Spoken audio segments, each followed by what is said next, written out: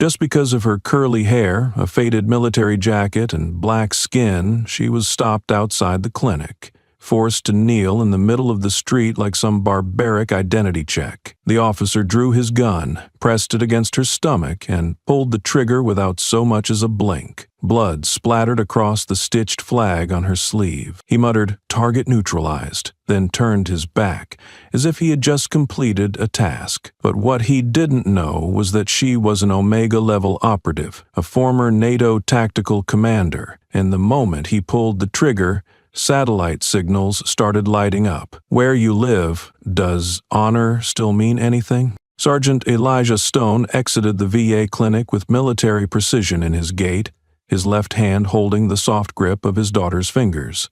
His uniform was spotless, creases sharp as blades, boots buffed to a mirror finish, with a faded yet unmistakable American flag stitched to his sleeve. His 6-year-old daughter walked beside him, her small steps trying to match his stride, juice box in one hand, her other arm hugging a worn-out plush bear. The sky was clear, the kind of blue that offered no shelter, and the parking lot shimmered in the late afternoon heat. Just as they stepped off the sidewalk toward their car, a patrol cruiser swung in hard and fast, tires screeching across the asphalt, blocking their path diagonally. 2 white officers exited before the vehicle had fully stopped. One with aviator sunglasses reflecting sunlight like a weapon, the other already resting a hand on his sidearm, his body language rigid and ready. "Stop right there," one of them barked, voice sharp and stripped of civility. Elijah paused, keeping his body still but instinctively shifting so his daughter was slightly behind him. "Is there a problem, officer?" he asked, his voice calm, clipped and professional. The cop with the glasses tilted his head. "What branch do you claim to be in?" Elijah blinked once. "Army, active duty, sergeant first class." "Not buying it," the other officer said. "Uniform looks staged. Patches are too clean. Where'd you get it?" Elijah's mouth remained a flat line. "From the United States government. I just finished a follow-up appointment inside the clinic. If you'd like to ask the front desk." "Nah," the sunglasses cop said, stepping closer. "You'll verify it another way. Kneel. Hands on your head. We'll sort it out once you're down." Elijah stiffened, keeping his daughter tucked close. "I'm holding my child. I'm not kneeling in the middle of a parking lot without probable cause." "That's not a request," the officer snapped. "You're impersonating a federal office. That's a felony. You're either going down by choice, or we make you." Elijah glanced down at his daughter, her brow furrowed, lips parted slightly, eyes bouncing between the officers and her father. "Daddy, what's happening?" she whispered. Elijah didn't answer. He simply looked back up, eyes unreadable behind a mask of restraint. "I have identification," he said, measured, "inside my left breast pocket." The other cop barked again. "You're refusing to comply. That's resisting. I'm refusing to kneel with my daughter in my arms. Put the kid down. Then we'll talk." "She's 6, Elijah replied. "She's scared, and I am not a threat." "You don't get to define that," the sunglasses cop said. "Not in our jurisdiction." His daughter's voice piped up again, barely audible. "My grandpa was a soldier too," she said, tugging something from her dress pocket. It was a metal badge, old and scuffed but unmistakably authentic. She held it out with a small hand that trembled. "This was his. He said only real soldiers could carry it." The badge caught the light and glinted for half a second before the cop snorted. "A kid with a toy badge? Is that your alibi?" The officer with the jaw twitch stepped closer, his finger pointed directly at the flag on Elijah's sleeve. "That patch right there? That's not just fabric. That's sacred. And you're disrespecting it." Elijah didn't blink. "You're lecturing a combat veteran in front of his child." The first officer flared. "We said kneel. You haven't kneeled. That means non-compliance. You think that uniform's gonna save you?" From the edge of the lot, a bystander shouted, "Are you serious right now? He's got a kid with him." The man, mid-40s, Caucasian, held a phone, already recording. "You're harassing someone in uniform outside a federal building. What's the matter with you? Back off," one officer warned. "This doesn't concern you." "He's a soldier," the man retorted. "You don't get to make him kneel in front of his kid like he's a criminal." The sunglasses cop turned sharply, moving to block the camera's angle. "I said back off." Last warning. You just blocked my shot, the man said. I have a right to record this. That's obstruction if you don't move, the officer replied, inching forward. Elijah's other hand never rose. He stood rooted, a wall between authority and his daughter, unflinching. The officer's movement had placed both cops between the camera and Elijah. Their bodies created a deliberate wall of cloth and badge. This is your version of transparency? The bystander shouted. You hiding something? Sir, leave the area, the other cop growled. Now. Elijah breathed slowly. You are escalating a non-threat, he said evenly. Because of what? My skin? My presence? This uniform? That's not your call, the sunglasses cop said again. Kneel. No, then you're resisting arrest. I'm not under arrest, yet. The word snapped like a snare. Elijah's daughter clutched his side tightly. Her voice cracked. Daddy, please don't let go. I won't, Elijah said softly, his gaze still fixed forward. Keep looking at me. The air thickened. The silence wasn't silence. It was waiting, charged, tremoring, toxic. The officers didn't move, but they didn't need to. Their stance, their eyes, their positioning told the story. They weren't here to de-escalate. They were here to dominate, to remind, to strip. Behind them, the camera was now facing asphalt and tension. No voices rose, no shots fired, but something was already broken, and the world hadn't even seen it yet. She didn't cry, didn't beg, didn't tremble. She stood, daughter clinging to her hip, gaze locked on the man in uniform who claimed hers was counterfeit. The heat shimmered between them like a veil about to split. Kneel, the officer repeated, voice now a rasp of threat barely concealed behind the badge on his chest. You don't have to understand, just obey. She didn't blink. I won't kneel while holding my child. His smirk was the kind that curled from disdain, not humor. Then drop the kit. Or, I drop you, 1 beat, 2. She adjusted her grip on the girl, said nothing, and that was the answer. The shot cracked like a dry bone splitting in the heat. Not a warning, no hesitation, just an execution of a command turned into a reaction. Her body jerked once, the bullet finding its mark low beneath the ribs mid-breath. She collapsed but didn't scream, didn't reach out, didn't curse. Her knees hit the pavement before her palms did. But even as the world tilted and her spine hit the ground, her arms wrapped tighter around the small body she still protected. Her daughter's face was buried in her chest, her hand, slick with blood now, curled over the child's eyes. No one moved. For a second, silence reigned, not out of respect, but shock. The kind of silence that floods an alley just after thunder. The hush that makes space for fear to recognize itself. The girl was the first to make a sound, a whimper, then a whisper. Mommy? The word barely made it past her throat. She reached up, touched her mother's cheek, fingers smudging the blood already spreading across the uniform. She wasn't crying, not yet. Instead, she fumbled inside the small satchel slung across her back, one that the school nurse had given her just days ago, and pulled out a pink phone with cracked edges. She tapped a number, hands shaking but precise, and held it to her ear. Uncle D, she said, voice flat. They shot Mommy. The officers didn't speak. One of them reached for his radio. The other adjusted his belt like the air had grown too tight. Target is neutralized, the first one said. Voice mechanical, female subject down, refused commands. Situation under control. A woman watching from across the lot, blonde hair pulled into a knot and grocery bag in hand, froze mid-step. She hadn't meant to be there. She hadn't expected to see blood, but her phone was already out, shaking.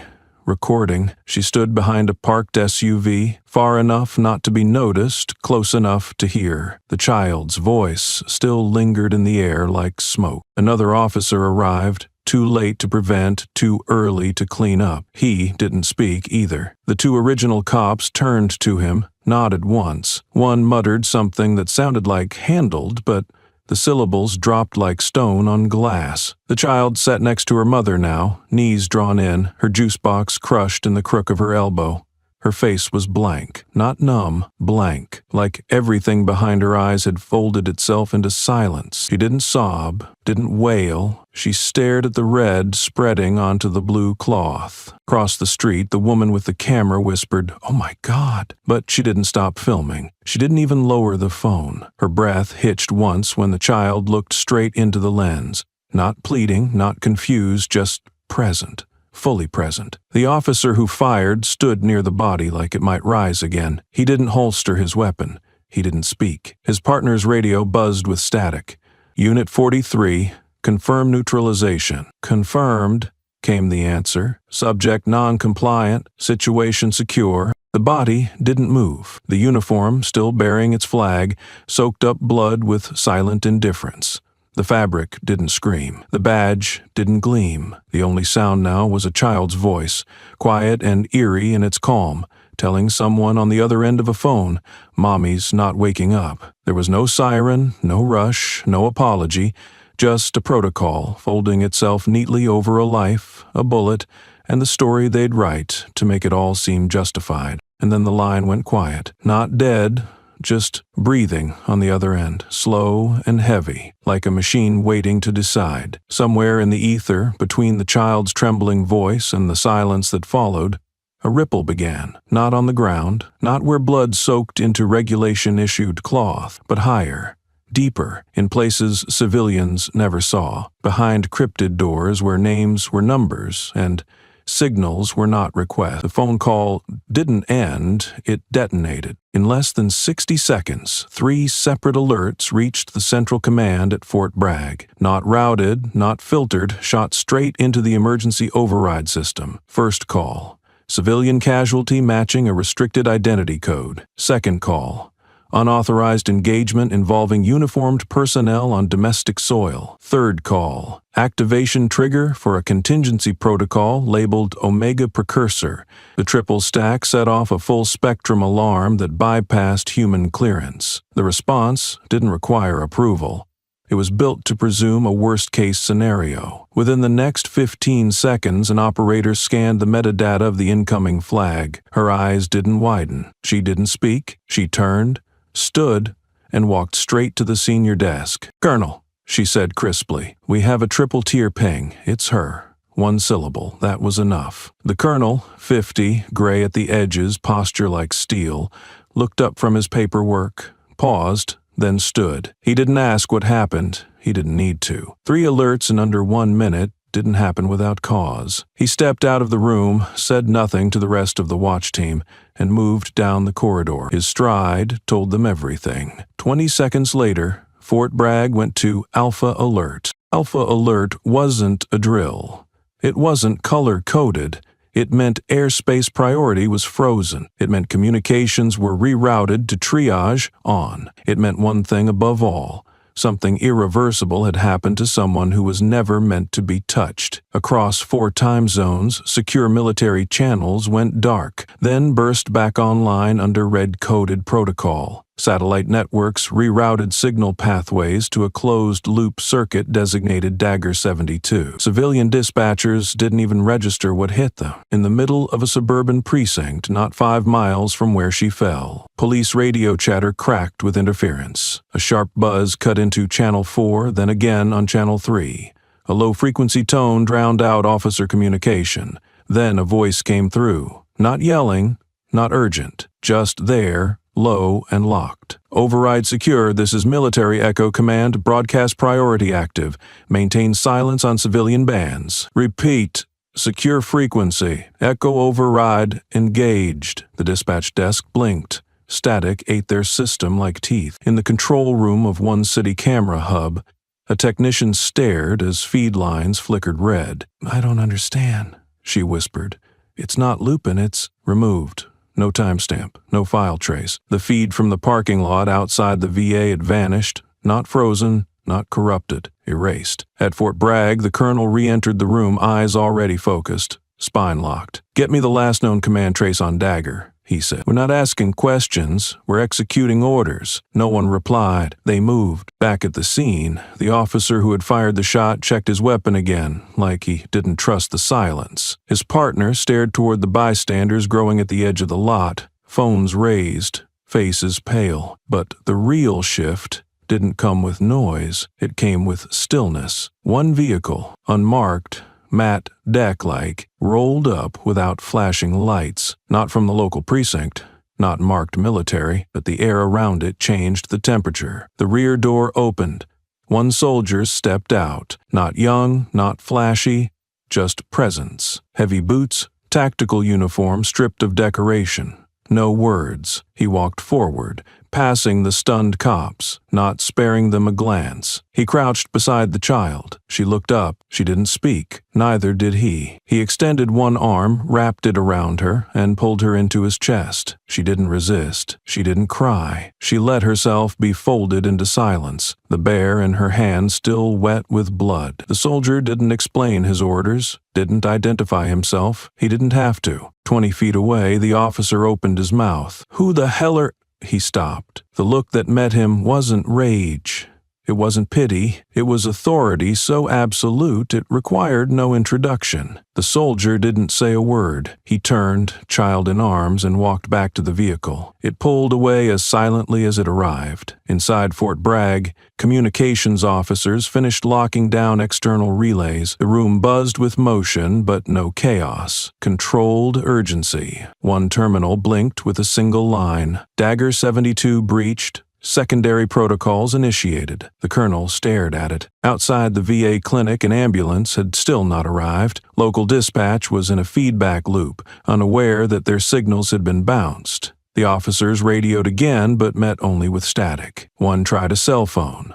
No bars. The woman, still filming, whispered, "They're losing control." And somewhere in a room sealed by steel doors and biometric locks, a file was pulled. Not opened, not read.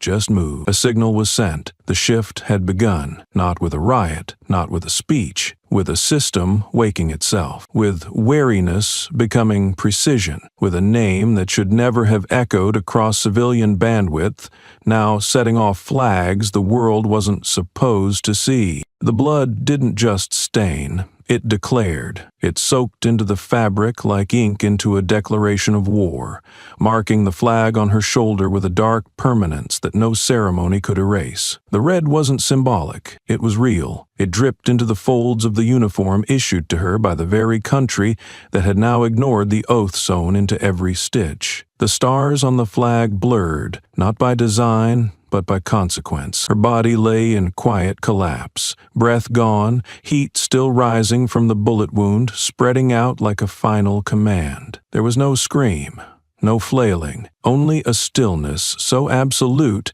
it made the world around her echo too loudly. The first paramedic to reach her froze mid-stride when he saw the insignia. It was the flag that caught his eye, but it was the patch above her left breast that caught his breath. His name was Terry, Army Reserve, 2 tours behind him, one buried friend who still visited his dreams. He dropped beside her, snapped gloves on, then hesitated as he touched the blood-soaked nameplate. The steel felt warm through the latex. His hands trembled. "No way," he whispered, then turned to his partner, voice cracking. "She's military. High clearance. This is real." His partner blinked, uncertain, until Terry reached down and gently peeled the flap covering her left shoulder. That's where he saw it. Burnished navy background, silver thread wound into a tight emblem, and the designation stitched in a font not found on any regulation manual. OMM. It wasn't slang, wasn't a joke. It was classification. Operational Military Group. Tier 5 clearance. That badge wasn't just earned, it was protected. Terry sat back on his heels. His gloves fell to the ground, forgotten. His eyes flooded but didn't spill. He looked at her hands, calloused, worn, marked by discipline. He looked at her jaw, locked in defiance, even in death. "They didn't know," he murmured.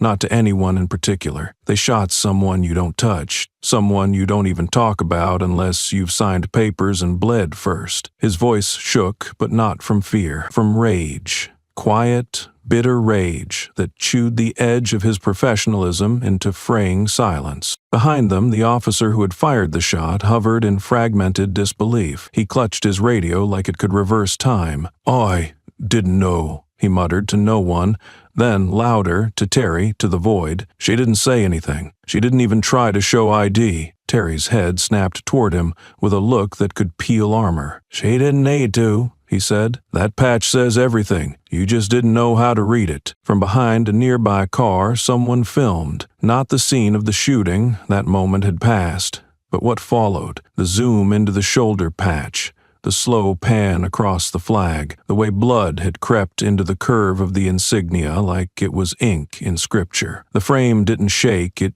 didn't need a caption. Within minutes it was online. 1,000,000 screens lit up with the same image: flesh, flag, red, and with it silence louder than screams. The clip had no audio, only a tight, trembling focus on the badge, darkened by violence, brightened by truth. The light caught on the silver thread in a way that made it look like it glowed. The image spread faster than the bullets that silenced her. Hashtags weren't necessary. The frame became the message. She wasn't just a victim. She was a warning, a reckoning. The officer backed away, pale, jaw twitching, sweat breaking cold across his brow. "She can't be real," he said, again, this time to the growing crowd. "It doesn't make sense. She didn't act like..." "Like what?" someone snapped from the edge. "A woman, older, maybe ex-service.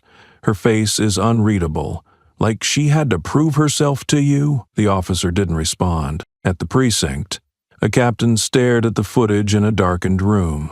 The screen paused on the close-up of the insignia. "Where the hell did she get this?" he asked no one. A younger officer tried to answer. "Could be black market, right?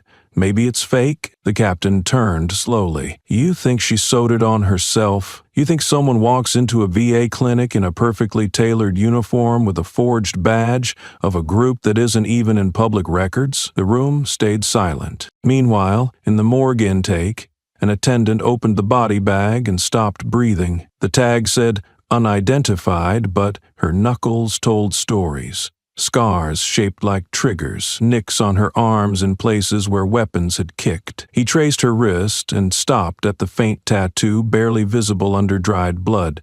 A series of numbers, military coding. His voice barely made it to the logbook. "We shot someone whose file will never be cleared to read." Back at the scene, Terry knelt beside her again. Her daughter was gone, taken away by someone who didn't speak, didn't salute, just came and retrieved with a silent purpose. Terry looked at the blood again, how it crept toward the edges of her rank insignia like it was underlining her name. "You didn't say a word," he murmured, and still they couldn't look away. News anchors tried to explain. They failed. Every word felt too small, too sanitized. Unconfirmed military connection, they said. Possible impersonation, but the video told the truth. The badge was framed by sunlight and blood. It was the kind of proof that didn't require testimony. At a digital forensics lab 3 states away, a military analyst ran the insignia through an encrypted system and stopped when a single result returned. She stared at the screen, whispered, "Oh my God,"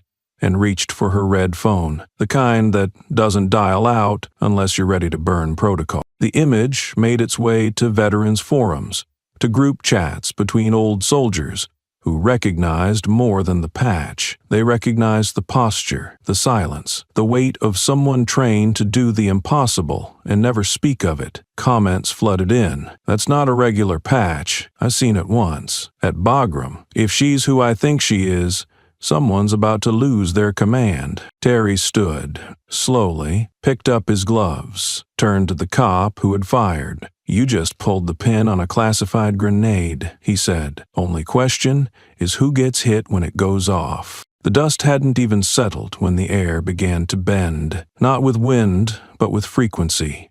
Deep, guttural pressure that rolled across the city's edges like a low growl waking from somewhere above protocol. The crowd at the clinic was thinning, but eyes still lingered where she had fallen. The flag had stopped bleeding, but the sky had just begun to move. First came the tremor, barely audible, a vibration, not a sound. Birds scattered. Car alarms chirped once, then cut. Dogs in 3 surrounding blocks howled in unison and went quiet just as fast. Civilians felt it in their chests before they heard it in their ears. Then came the silhouette, low, wide, angular, a shape not meant for civilian airspace. The rotor noise was dense, compact, strangely quiet, suppressed by design, not by failure. It didn't announce, it arrived, directly above the parking lot. No clearance, no broadcast, no permission, and no apology. The police radio cracked once with static, then died.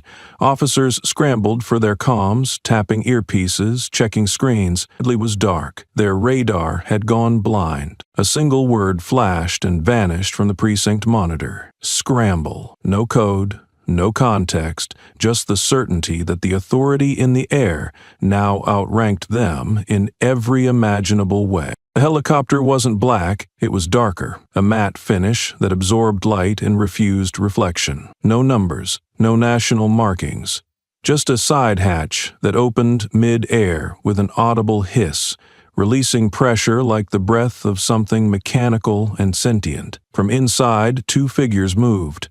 Not fast, not dramatic, just purposeful. One dropped down on a cable. No ladder, no rappelling gear, just a slow descent like gravity had been negotiated in advance. Boots hit asphalt with absolute control. A single case was lowered beside him, not large, black, seamless. He didn't speak to the officers, didn't acknowledge the crowd. He walked straight to where the paramedics stood. Terry, still shaking from what he'd witnessed, looked up, met the man's eyes, and took one step back instinctively. He'd seen that insignia before, just once, on a tarmac in Kandar when a medevac arrived with no explanation and left with a man no one had ever admitted was there. The soldier knelt beside the body, opened the case. Inside was a single object, a compact black box the size of a shoebox, bearing no labels. He placed 2 gloved fingers on the woman's temple, waited. The box lit faintly. 3 seconds passed. Then a green light blinked once. Biometric match confirmed. No name, no printout. The box made no sound, but every medic there understood its purpose. This wasn't recovery, this was data retrieval. Tactical, surgical, non-negotiable. By the time the soldier stood, the helicopter had already begun its descent. Slowly, purposefully, it dropped into the middle of the street, pushing wind outward in a concentric ring that knocked over cones, rustled uniforms, and forced the crowd to shield their eyes. No police officer dared to approach. One reached for his weapon out of instinct and was immediately pulled back by a superior, whispering, "Are you trying to get yourself court-martialed by accident?" Within 20 seconds, the soldier had lifted the case, moved to the aircraft, and disappeared inside. No salute, no call-out, no clearance exchanged, and then it lifted, straight up, clean, without effort. The air snapped as it went. Not a rush, not a roar. A cut, like the sky had been sliced open by silence itself. Someone had filmed the entire thing. Of course they had. From the moment the rotor shadow touched the roof of the clinic to the second the black box was secured, the phone camera stayed fixed, fingers trembling only once as the wind pulled at shirts and signs and reality. The clip hit the internet like a warhead. Not because of what was said, nothing had been said, but because of what it proved. Someone had responded, and it wasn't the city, it wasn't the state, it wasn't even the Department of Justice. It was something else, something higher. The videos spread under captions like "They Knew" and "Military Override" in broad daylight. The algorithm couldn't pin it down. Was it a crime scene? A breach? A protocol? It didn't matter. It spread because it confirmed what no one wanted to say. There are people you can shoot without consequence, and there are people whose death sets the sky in motion. In police headquarters, the scramble triggered more than confusion. It triggered fear. Officers who had mocked the original footage now whispered about the badge, the box, the bird. One asked, too loud, Do we even have jurisdiction anymore? And the silence that answered him was more devastating than any reprimand. In a nearby federal building, a tech analyst checked the flight records and frowned. "There's nothing here," she muttered. "That airspace is locked. Has been for years." Another analyst leaned in. "Then what flew through it?" "Something that doesn't file flight plans," came the reply. "Something that doesn't need to." The helicopter had left no signature. No transponder, no radar ping. It was like the sky had loaned a ghost to clean up the mess the system couldn't admit it made. The clip was now looping across continents. News anchors tried to anchor it with words like mysterious and unannounced. But the footage spoke louder. A girl stood in the background. Her hands still held the bear. Her eyes didn't blink. That frame, just her and the aircraft lifting behind her, became the image of the day. Not the badge, not the blood, but the silence between the girl and the sky. No siren was louder, no justice system could explain it, and nothing in the world could take it back. The image of the helicopter still hovered on every screen when the lights above the police press podium blinked on, casting a sterile glow across a room packed shoulder to shoulder with reporters, tech crews, and low-ranking city staffers who already looked like they regretted being there. The banners below the live streams pulsed with phrases like "Department to break silence" and "Live press conference on VA incident." But the air wasn't filled with anticipation, it was primed with gunpowder. Everyone in the room could feel that something was already off, though no one could put a name to it, until Chief Mallory stepped forward, adjusted the mic like it might bite him, and opened his mouth just long enough to say, "There has been considerable public concern regarding recent events, and we are here to—" Then the lights on the backdrop shorted out with a low flicker. The seal of the city dimmed into a blank screen, black and sudden. Before anyone could react, before anyone could even get confused, it cut again, this time to a bold static text block in military white. U.S. Department of Defense. Communications priority. Aqueduct. The words alone sent a chill straight through the spineless PR aides and pasty-faced officers lining the back wall, because it meant something that didn't ask for permission had just overridden every channel. Seconds later, a voice, not local, not familiar, not apologetic, came through the speakers, clear and without accent. "This feed is now under the jurisdiction of Strategic Military Communications and has been temporarily repurposed for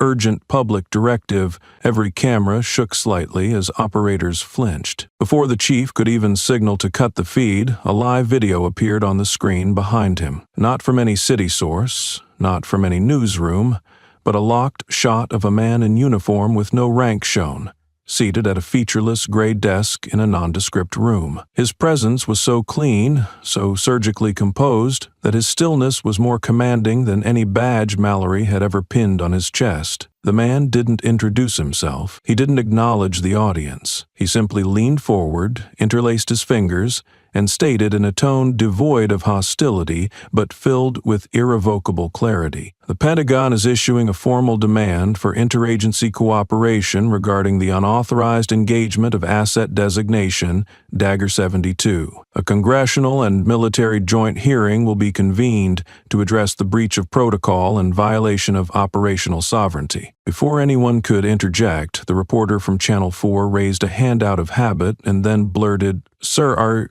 you confirming the identity of the individual shot outside the VA clinic as active military?" The man on screen blinked slowly and replied, "Dagger 72 is now acknowledged by the Department of Defense. All proceedings pertaining to this event fall under Section 49C of the Armed Code of Command Engagement." Somewhere in the room someone gasped, someone else cursed under their breath. The chief, now visibly paling, tried to step forward to retake the mic, but the voice returned, this time slicing through the air like ice under a scalpel. "Local command has been superseded.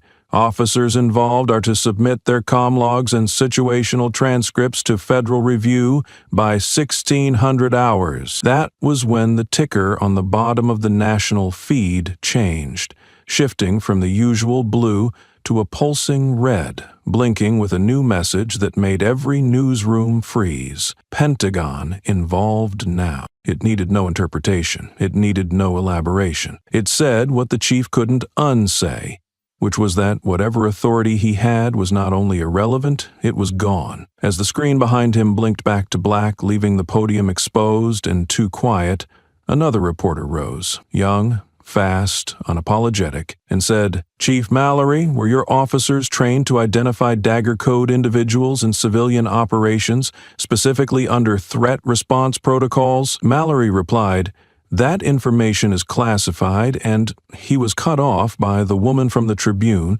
who stepped forward without raising her hand and asked, "Are you denying that internal briefings at this department included mentions of Dagger assets and response chains?" A ripple passed through the press like a crack through marble. Mallory looked at her. For a brief moment, he didn't answer, didn't blink, then said, "We don't comment on hypotheticals." She replied, crisp and clean, "We have audio." The word alone stopped the room, because now this wasn't a press conference. It was a reckoning. Mallory's aide could be seen in the corner, whispering frantically into a phone while sweat formed at his temple. Then the screen behind the chief flicked one last time, the military official returning to deliver a single closing line.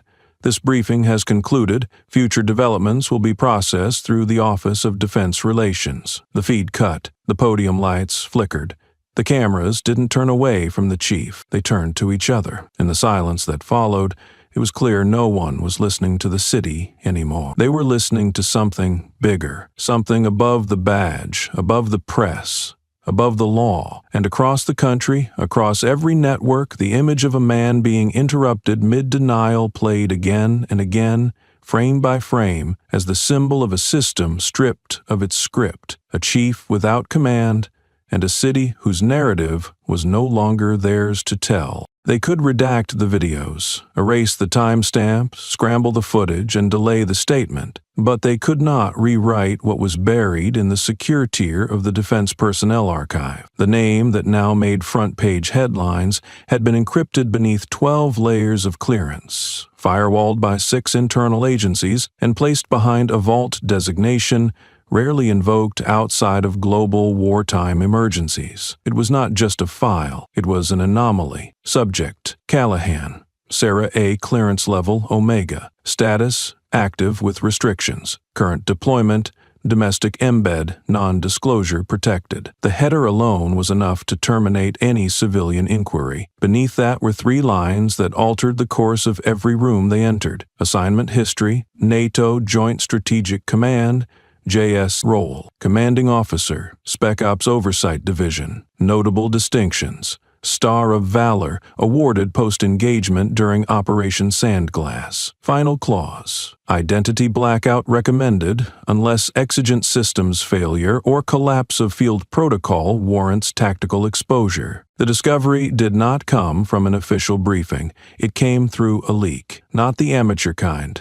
No screenshots, no whistleblower rant.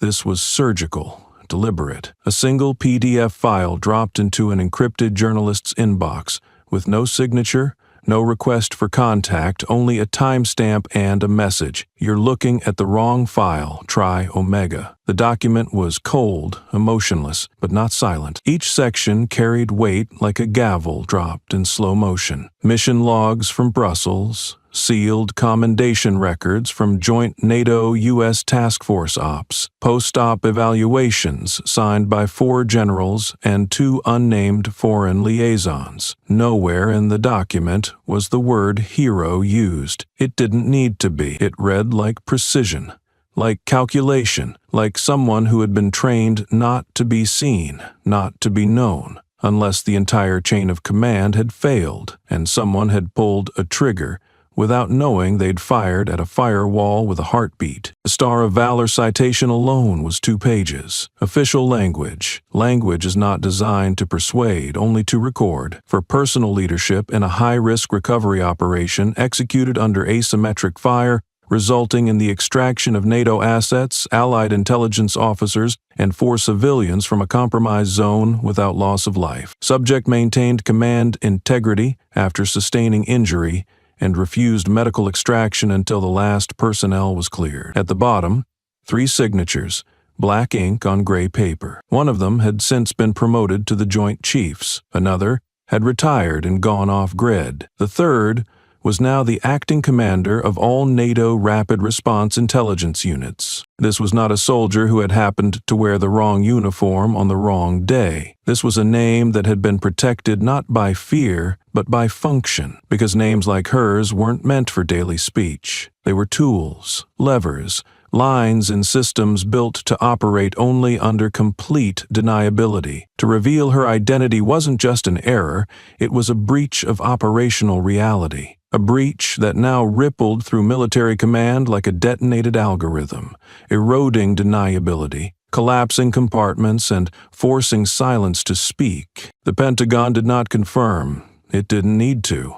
The right people saw the right file and stopped asking questions. The wrong people leaked one page and it went global. Analysts on national broadcasts read from the PDF like it was scripture. Omega clearance, one anchor said, is not a rank. It's not even a privilege. It's a containment system. If her name's there, it means she was part of something they didn't want touched. Another replied flatly, and now she's not only touched, she's dead. On American soil, in uniform. The room went quiet. In closed rooms, high-level command staff convened off-cycle. No press, no stream. Just red folders and locked phones and eyes that didn't blink. One officer laid the file down and said she had orders to remain covert. She never spoke because she wasn't authorized to speak. She took the shot without protest because even bleeding she outranked everyone in that lot. Another murmured, "We weren't supposed to need her name. We were supposed to trust the badge." A third, senior, eyes narrowed, replied, "We didn't lose control. We lost memory. This system was built to forget her.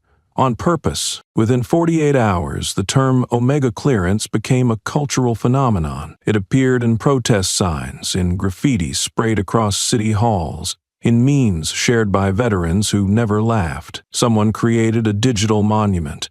Her uniform reconstructed in 3D from video stills, her blood-stained shoulder rendered in haunting accuracy, the flag pixelated as if the system itself couldn't render full clarity anymore. It spun slowly on screens, overlaid with one phrase, "You shot what protects you." But it wasn't rage that built the movement.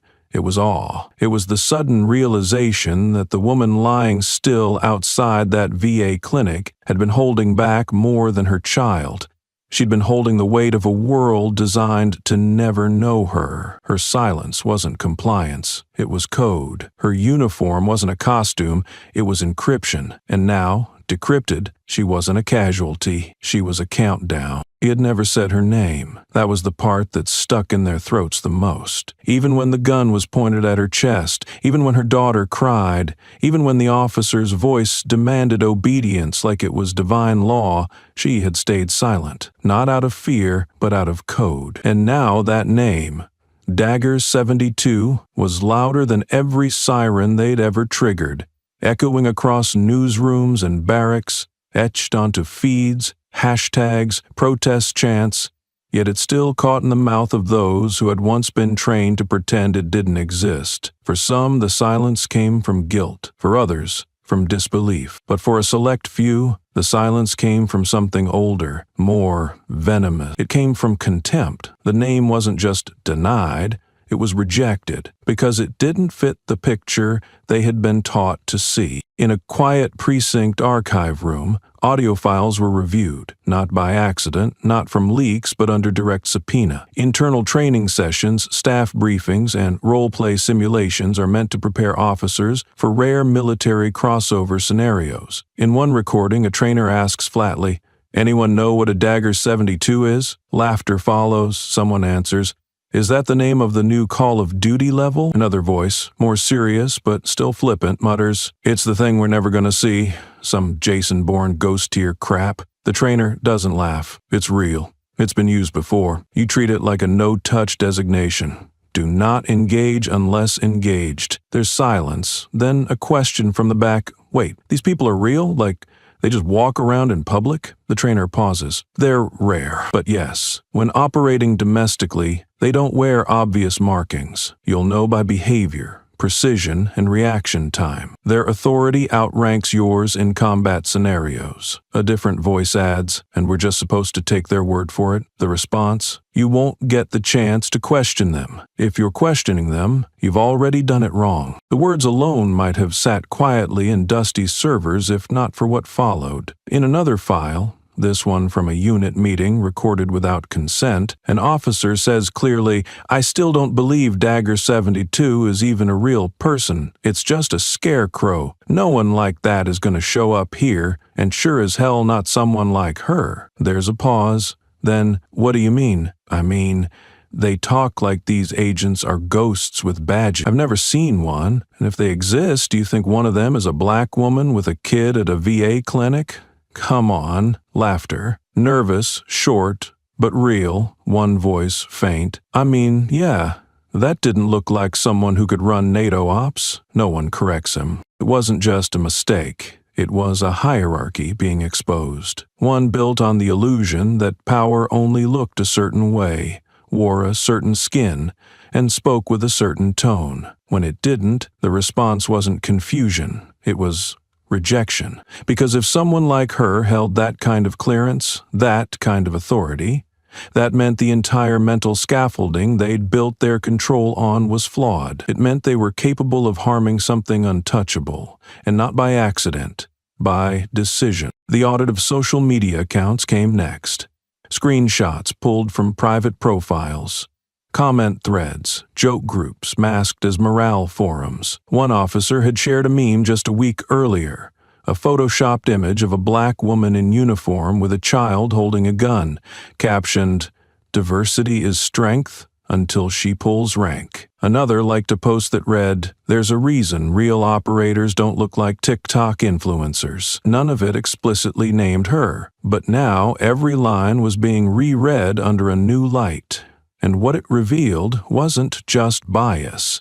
It was premeditated dismissal. Reporters got hold of the transcripts. Some read them live on air, voices tightening, not with performance but with a slow realization that this wasn't about one officer panicking. This wasn't about poor training. It was about a system that had heard the name Dagger 72 in classrooms, in simulations, in jokes, and still chose to believe it would never look like her, that it couldn't, that if it did, it was a trick, a costume, a violation of the aesthetic rules they had never written down but enforced every day. The military didn't comment on the tapes. They didn't have to. A retired lieutenant general tweeted only 2 words. They knew. It trended for 48 hours. Inside the department, internal affairs tried to control the leak. One press officer suggested the recordings were out of context. Another pushed a narrative of informal banter misunderstood in hindsight. But no one bought it, because the truth wasn't in the words, it was in the pauses, the way no one spoke up, the way complicity clung to the silence like a second skin. And still, even now, even after the badge, the blood, the file, the hearings, some refused to say the name out loud, who still stumbled when asked if they remembered the protocol, who still said she didn't look like someone we'd need to listen to. As if the real crime had been her presence, not their perception. They had heard the name, seen the badge, read the leak, dissected the training audio, condemned the silence, but they hadn't yet seen what she had faced. Not fully, not without edits, not in stills, not in speculation, until the video surfaced, until someone posted it, uncut, undistorted, unfaded by time. A 2-minute live stream from a cracked phone camera held by a woman standing across the street. Shaky at first, low resolution, yet sharp enough to slice through the noise of every press conference and every official statement issued since the bullet left the barrel. The clip began not with gunfire, not with chaos, but with a voice, sharp, aggressive, entitled, cutting through the audio like a serrated edge. "Stop right there." I said stop. The camera turned to catch a uniformed woman walking hand in hand with a child, Not running, not hiding, simply walking toward her car. The child clutched a teddy bear. The woman wore a military jacket, the American flag stitched firmly on the shoulder. Another voice entered, male, barking now. "What's that on your arm? Are you in costume? You think this is Halloween?" The woman stopped, slowly. She turned her body slightly, shielding the child. She said nothing. Her silence wasn't defiance, it was discipline. She stood with her back straight, her breathing visible, controlled, precise. Then the command came. Sharp, final, on your knees, now. The camera wobbled as the woman filming gasped audibly. "She's holding a kid," she whispered to no one. The officer repeated himself, "Knees. Don't make me say it again." The soldier spoke, at last. "Calm, flat. I'm holding my child." The officer laughed. Not loud, not funny, just enough to imply disbelief. "You're not holding anything special. You don't get to hide behind a baby." Then silence, just long enough to make the audience's breath catch. Then the shot. It happened so fast that the phone nearly slipped. The child shrieked. The woman dropped to the ground without a scream, without theatrics. Her arms still wrapped around the girl's head as if the only threat that mattered was letting her see what came next. The bystander filming cursed, scrambled back behind her car. The lens blurred as she repositioned, then stabilized, locked once more on the scene. The cop radioed something. The child cried. The woman bled. The camera didn't blink. Neither did the world once it saw it. The video spread like a detonation. 10 million views in 24 hours. Not on official networks, not through certified journalists, through shares, through reposts, through people tagging each other with captions like, "You need to see this," and "No spin, no filter." A high school teacher uploaded it with the words, "I showed this to my class. Nobody made a sound for 3 minutes. A war veteran shared it and typed, "She did everything right." They still pulled the trigger. But it wasn't the footage alone that gave it breath. It was what happened next. Someone downloaded it, layered it with the national anthem. Not the pop version, not the fireworks remix, but a clean a cappella rendition sung by a military choir. They didn't slow the clip. They didn't add text, just the image of a flag on her arm, soaked and shifting in the wind as the voice sang, "And the home of the brave." That version crossed 20 million by the third day. Politicians tweeted it with broken heart emojis and empty promises. Celebrities changed their profile pictures to still frames from the video. But the most powerful responses weren't from the famous. They were from the ordinary. A retired nurse. That child didn't scream like she was scared of the gun. She screamed like she knew what the gun meant. A delivery driver. "I wore that uniform too. It doesn't protect you unless your skin fits the story." A young man who had once failed out of basic training stitched the clip and said, "She was 10 ranks above any of us, and they didn't even flinch before pulling the trigger." Hashtag exploded. At first it was "say her rank," then it became Dagger 72. But the one that stuck, the one that etched itself into digital concrete, was simple, raw, final. Shot the uniform.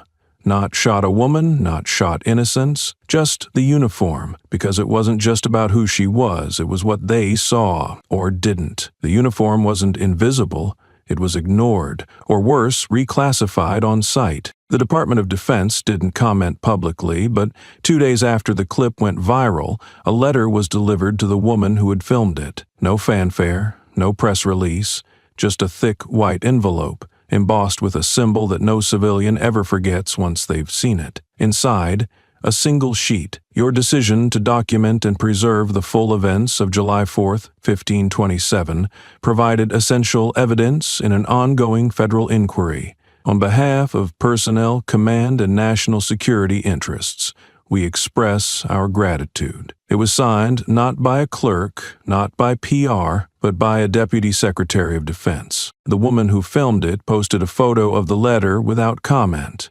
It got 2.6 million likes. Some tried to discredit the video, claimed it was staged, dubbed, CGI, but forensic analysts released a 14-page rebuttal, certifying not only the authenticity of the footage, but the time sync with active radio transmissions. The bullet that changed history had a digital shadow, and it lined up perfectly with every lie that followed it. No narrator needed to explain what happened in those 2 minutes. The internet did that on its own, in the comments, in the stitches, in the art, in the duets, in the silence that stretched for seconds before someone typed, "She never raised her voice." She just stood there, and that was enough to scare them. Another wrote, "She didn't die because she was dangerous. She died because they couldn't recognize what safety looked like when it wasn't white." The video had gone silent, but its echoes reached places no hashtag could follow. Into old email chains between soldiers who hadn't spoken in years, into dusty drawers in veterans' halls where medals lay untouched, into hearts that still beat in sync with the weight of a rifle they no longer carried. One by one, those who had once served with her, near her, beneath her, began to surface, not with fanfare, not with speeches, with presence. A retired Marine captain posted a photograph, grainy and sun-washed, taken during a debrief in Syria. She stood in the back, uniform half unzipped, dust on her sleeves, helmet under one arm, her other hand resting lightly on the shoulder of a junior officer who had just lost 2 men. No caption, just the photo. It was shared 3.2 million times in a week. Then came the letter. It didn't begin with anger, it began with disbelief. "I didn't survive Kandahar, lose friends to IEDs, carry the dead of my platoon through dust-stained dawns, just to turn on the news and see the woman who pulled me out of the fire get executed outside a VA clinic by someone too blind to recognize the flag they claimed to protect," wrote Major Thomas Harlow, retired Army Ranger, Bronze Star recipient. "She gave me my life back. You took hers like it meant nothing. This wasn't a mistake. This was a betrayal, and every one of us who wore the uniform knows it." Within 48 hours, hundreds of similar letters began circulating. Not open letters, not PR statements, field letters, typed or handwritten, scanned, posted raw. One from a medic who had fought beside her in Ramadi. "She didn't run when the wall came down, she ran in. First in, last out. You think someone like that is going to fake a patch? You think she needs to prove anything to anyone ever again?" Another from a sniper she once covered during extraction. "They say she didn't comply. I say she didn't flinch. I say maybe the problem isn't who she was, but who they were when they looked at her and saw less than what she carried." The tipping point came when an old photograph surfaced, this time from official archives. She stood at attention, clean dress blues, a row of medals across her chest in formation with 5 other officers, one of whom was now a 4-star general and the chairman of the Joint Chiefs. He wasn't speaking yet, but the photo did. Behind her, the flag. Beside her, rank. Around her, recognition. And yet, the silence from command was still loud, too loud. Then came the letter that changed everything. 10 names, all generals. Active and retired. Army, Navy, Air Force, Marines. The letter was brief, signed at the bottom in ink so dark it bled through the digital screen. It read, "What happened to Colonel Sarah A. Callahan was not a failure of protocol. It was the result of a structure designed to ignore its defenders when they no longer match its reflection. This was not an anomaly. It was the system, functioning exactly as it was built. And that is why it must change. Because this is not about one shot. It's about every moment that trained someone to believe they could fire it." The statement hit like a verdict. It wasn't loud. It was absolute. News anchors didn't interpret it. They read it, line by line, with pauses. One reporter broke halfway through. Not because it was emotional, but because it was final. No room left for spin, no oxygen for debate. Just the truth, stated in military cadence, executed with zero tolerance for denial. Veterans organizations followed. The American Legion released a post in full blackout with one sentence, "We recognize her." The VFW updated its website banner to include her name and rank, with a single directive, "Until this is fixed, the system is broken." Military Reddit lit up with threads titled, "You don't shoot the standard," and "She was the real chain of command." Discord groups, YouTube essays, TikTok testimonials flooded the digital trenches with uniformed voices who rarely spoke publicly, and rarely agreed, but who now marched under one conclusion. This wasn't about bias, it was about betrayal. No laws were passed, no uniforms were changed, but something shifted in the air around power. Interviews with current service members revealed that new cadets were being shown her footage as a case study in both honor and failure, not hers, theirs. There's a society as a command, as a mirror. Some refused to engage. One pundit on national TV said, "Let's not over-glorify. Maybe she was brave, but police have seconds to act. Let's not rewrite everything." But the response came fast, and it wasn't from politicians. It was from a man in a faded green jacket, sitting alone on a bench outside a recruitment center, filmed by a passerby as he looked directly at the camera and said, "If a cop has seconds to shoot, my friend had milliseconds to decide not to die, and she still chose to shield her kid. Don't tell me about time. Tell me about value." The clip went viral again. By the time the Department of Defense released its internal review summary, the public had already judged the system. The summary confirmed what most already knew. There was no indication of impersonation, no breach of conduct from Colonel Callahan, and no aggression initiated from her position. The bullet, it concluded, was fired not because of a threat, but because of projection. That word, projection, became the thesis of 1,000 editorials. It wasn't just what they saw, it was what they refused to accept. That someone could stand in power and peace at once, that a uniform could carry both strength and softness, that a black woman could command the flag without raising her voice, and that when the system failed to see her, it revealed exactly what it valued and what it feared. By then, the country had heard from senators, survivors, mothers, veterans, generals on paper, but not yet from the one man whose voice was never raised, whose silence had spoken volumes over decades of service, whose name had appeared in the footnotes of her file under the header "Immediate Command Contact," until that night, until the feed changed. No teaser, no network promo, just a simple notice that read, "Statement from Mage C. Gen. Dalton will air unedited at 1900 EST. No stage, no flags, just a chair in the middle of an empty studio, a dark blue backdrop, and the calm, unmistakable presence of a man built not from sound bites, but from silence, held until it meant something. He did not open with condolences, he did not say her name, he did not say his own.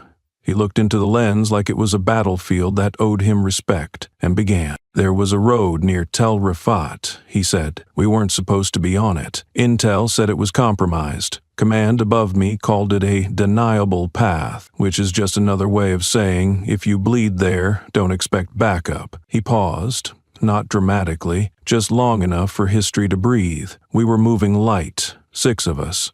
Half on foot, 2 pinned behind a gutted supply truck. I had a jammed radio, a jammed rifle, and a gut instinct telling me I was about to get every man on that ridge killed. His jaw tightened slightly. Just once. She was 20 meters behind me, off matter, supposed to be riding lead recon. Instead, she'd broken formation, on purpose, and taken elevation against protocol. I didn't know why until the first round missed me. He let the words sit. She saw them, 6 hostiles. 3 with long range, 3 with motion suppressors, enough to erase us all in under 20 seconds. And she didn't yell, she didn't bark orders, she just moved. 1 snapshot, 2 down, then she went silent, like she disappeared into the wind. We thought she was hit. We were wrong. She flanked wide, pulled their fire, drew them out from behind cover, and by the time I got my gun unjammed, 4 were dead and the others were gone. Dalton leaned forward. The camera never cut away. That night, she saved 6 soldiers. No medals were handed out. No commendations. Just a note in my field report. Operator executed precision re-engagement under asymmetric fire conditions. Commanding officer recommends extended clearance. That was the only line I ever wrote about it. Until now. The feed stayed silent. He continued, "I don't talk about my people. I don't go on television. I don't make statements for the sake of optics. But when the country she served doesn't recognize her, When the people who carry weapons with zero accountability pull the trigger faster than they process what they're aiming at, then I don't have the right to remain silent anymore. You want to ask who she was? She was the shield. She was the reason I came home. And if a badge or a rank isn't enough to earn a moment's hesitation before ending a life, then we are not the military I swore to uphold. He reached into his pocket, pulled something small, glinting. Standard issue. I've worn this badge for 33 years. It's been with me across 4 continents. It's the last thing I see before battle and the first thing I touch when I land. But if we don't protect the meaning behind it, if we let uniforms become target markers, then we're not just dishonoring her. We're digging a grave wide enough for the entire code we live by. He stood slowly. Not theatrical, not stiff, just deliberate. Then, without a word, he placed the badge on the table in front of him. The camera zoomed in, but he didn't wait. He turned. He walked out of frame. No salute, no sign-off, no further comment. The feed cut to black. No chyron, no commercial, only silence. It was the stillness after Dalton's exit that made the next moment matter. Not a breath was wasted, not a headline changed, but somewhere in a sealed medbay beneath a classified triage center outside D.C., a military doctor with 22 years of service, 3 deployments, and a shaking gloved hand opened a sealed pouch and found what history had hidden in metal and memory. The tag was old, not rusted, not corroded, just worn with purpose. It hadn't been updated. It didn't need to be. The edges had seen sand. The surface had felt blood. And the lettering wasn't just name and rank. It was an instruction. In case of fatal engagement, initiate dagger chain. Code transfer priority level alpha. That line wasn't part of standard protocol. It wasn't protocol at all. It was designed. A ghost code, written not for paperwork, but for people who operated in spaces where rank came second to intent. The doctor didn't speak, didn't react. He simply removed his gloves, folded them with mechanical care, and set them aside. Then he placed the tag down beside her and stood still for 17 seconds, watching something that no longer moved, but somehow still commanded silence. Later, when her personal effects were sorted, meticulously, not bureaucratically, someone opened her wallet.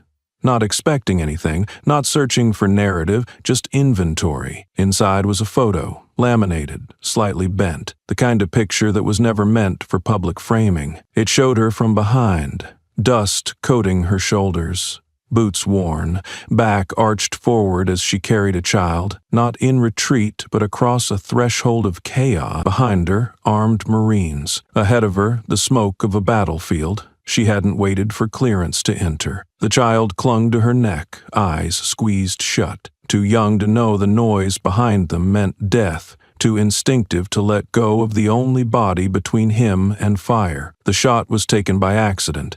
A medic had snapped it while trying to document injuries.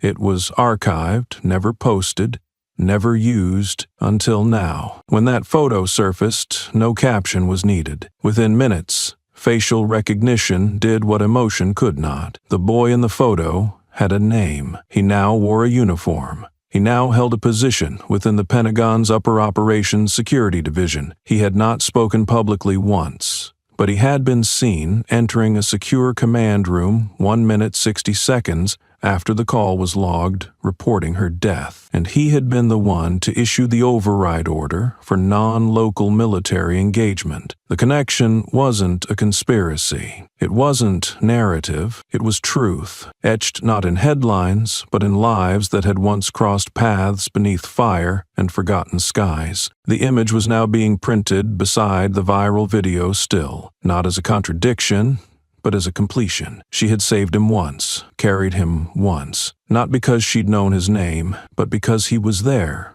in danger, and she had made the calculation not with words, not with time, but with instinct. And now, years later, when her own body lay broken in a country she had protected, that same instinct had returned, not through vengeance, not through outrage, but through order. Immediate, unflinching, absolute. No official statement linked them, no article dared spell it out, but the photo was enough, and somehow everything made sense after that. The silence, the speed, the sheer precision with which the response had moved. She hadn't just been one of their own. She had saved one of their sons, and he had remembered, not with gratitude, with command. It didn't matter whether the public understood. It didn't matter whether the badge, the rank, or the protocols were recalled, because that one frame, her back bent under the weight of a child who didn't know her name and would grow up to hold the lives of others in his hands, had already completed the circle. There are no headlines for moments like that, only memory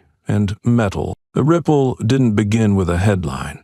It began with absence, an email left unanswered, a call diverted to voicemail, a request for backup that never returned. Within 24 hours of the internal review leak, 3 neighboring police departments quietly retracted support agreements with the 6th District. The language was careful, procedural, reallocation of interjurisdictional resources due to departmental constraint. But the effect was surgical. When city leadership tried to initiate multi-precinct riot drills, only silence came back. The usual standby units that would have mobilized in an hour didn't even acknowledge the request. No confirmations, no delays, just disappeared. The chief tried to downplay it, called it miscommunication, temporary, a logistical misfire in a sensitive moment. But as the hours ticked on, the silence from allies grew louder than the apologies from within. By day 2, it wasn't just cities, it was people. The internal union of retired officers, those who wore their legacy like a second skin, issued a rare directive. All honorary affiliations with the 6th District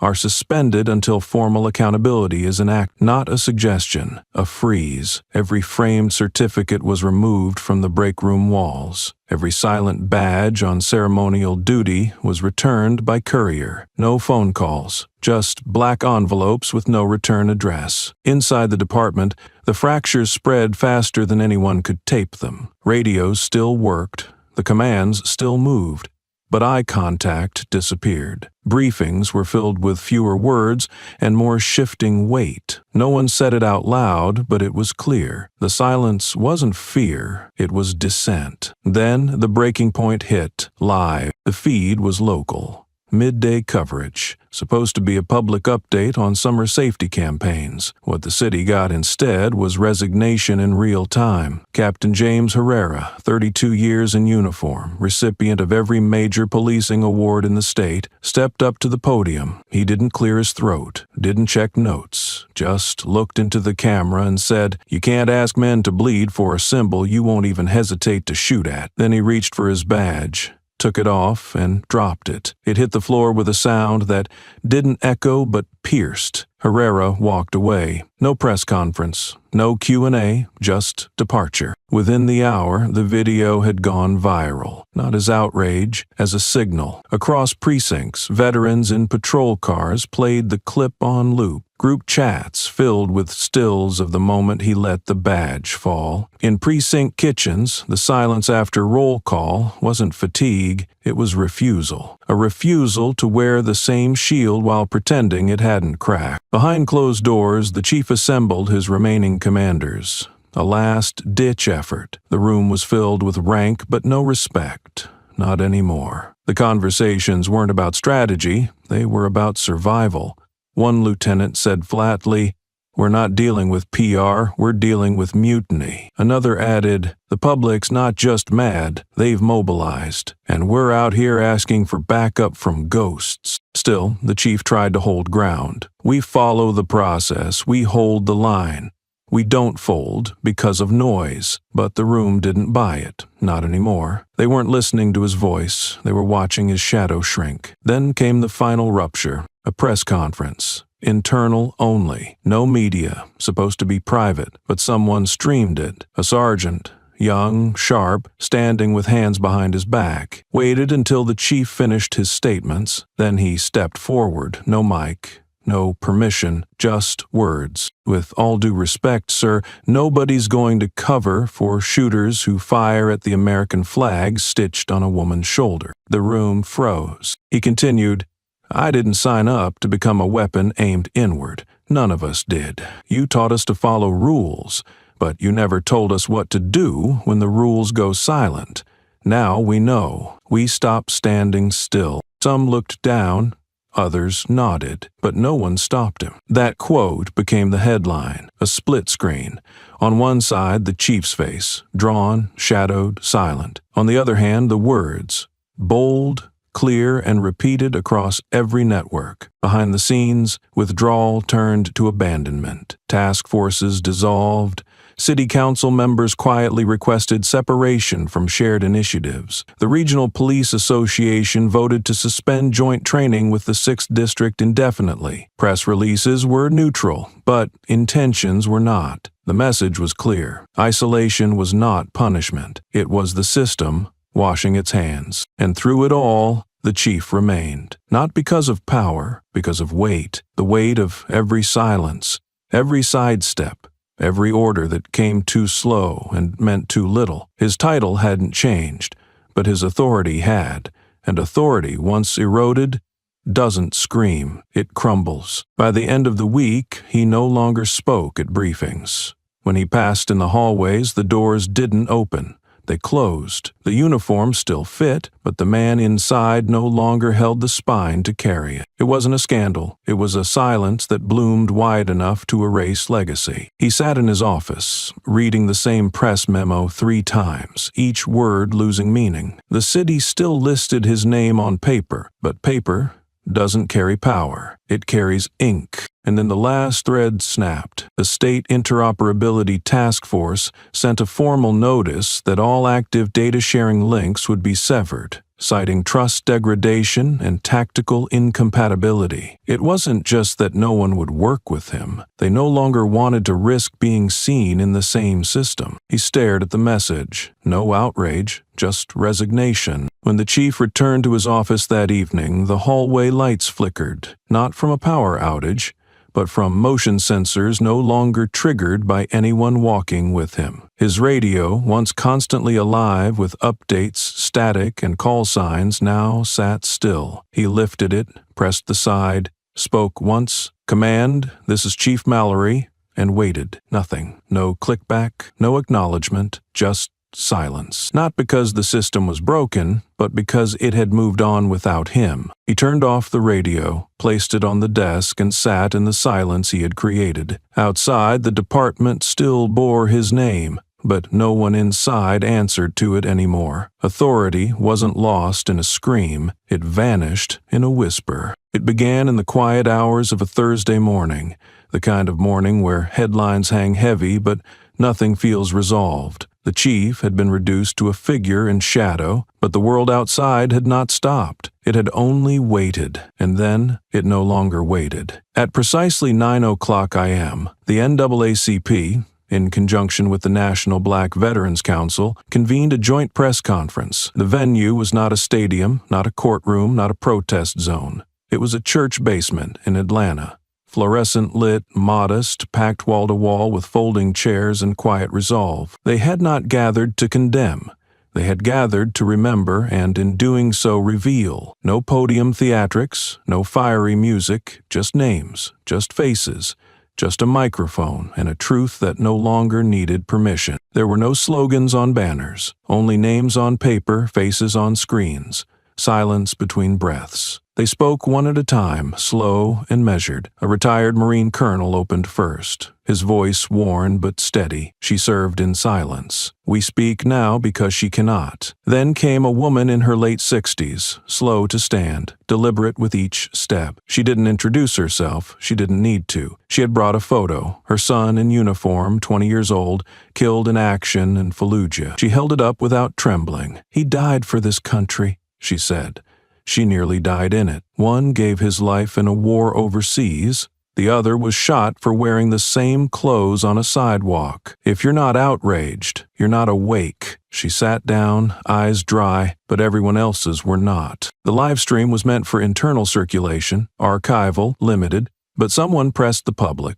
Within 3 hours, it had crossed 2 million views. By hour 6, it reached 12 million. No boost, no viral gimmick, just truth unadorned. One speaker after another took the mic, not to preach, but to testify. A former army medic recalled patching up the woman in Syria after a convoy ambush. She didn't flinch, not when hit, not when bleeding, not when ordering me to leave her and treat the civilian child first.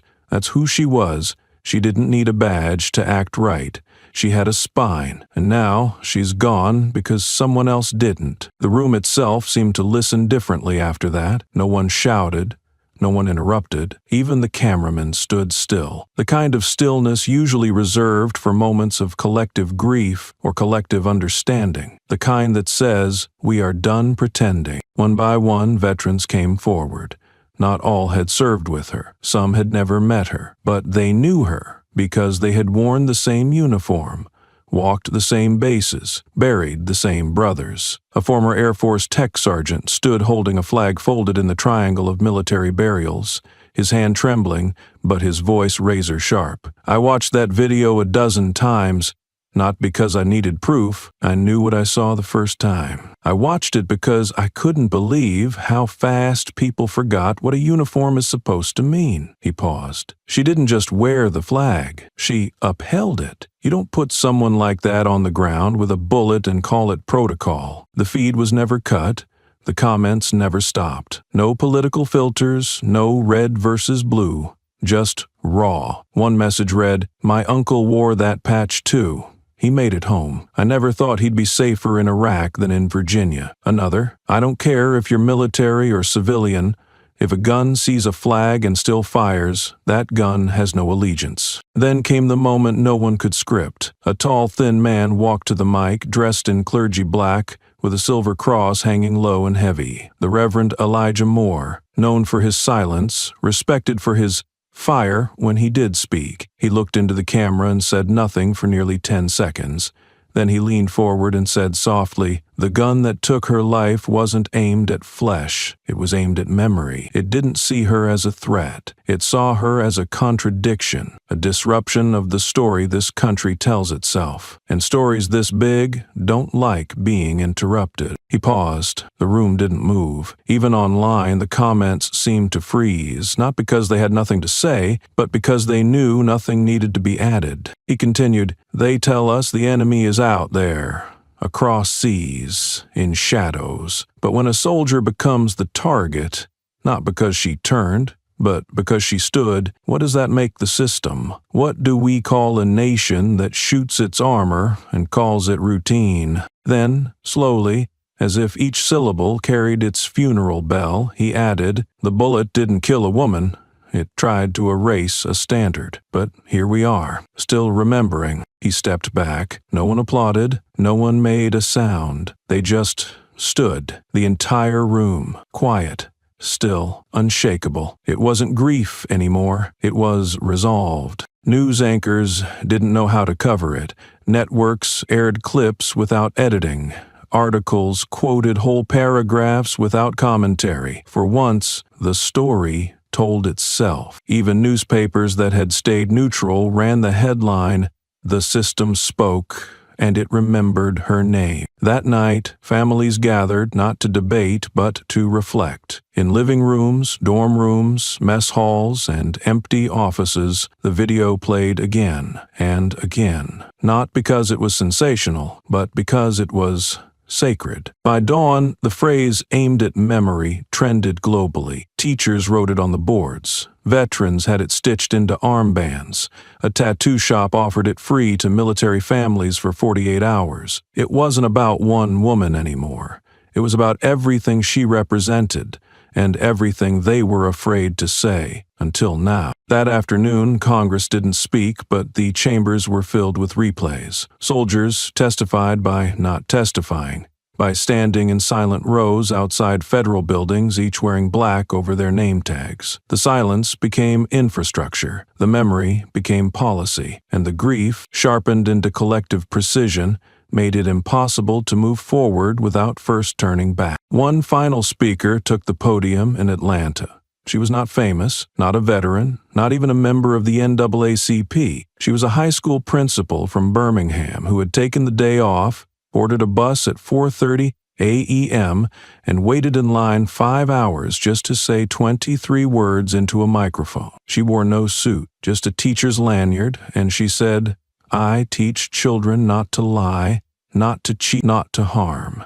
I tell them uniforms mean safety. Today I tell them the truth hurts." Then she stepped away, and that, somehow, hit harder than any eulogy. By nightfall, the broadcast had been embedded in defense blogs, community newsletters, church bulletins, and school boards. The phrase, "She stood, we speak," appeared across memorial banners and digital signs in military installations from San Diego to Seoul. The Department of Veterans Affairs issued a rare statement of cultural acknowledgement. "We do not speak for the fallen, but when the living stand for them, we listen." No apologies were made by those who pulled the trigger. None were expected, because this moment wasn't about changing a few names in a file. It was about a country trying to reckon with a wound deeper than bullets, older than rank, wider than denial. And the system, which for so long had whispered excuses behind closed doors, finally opened them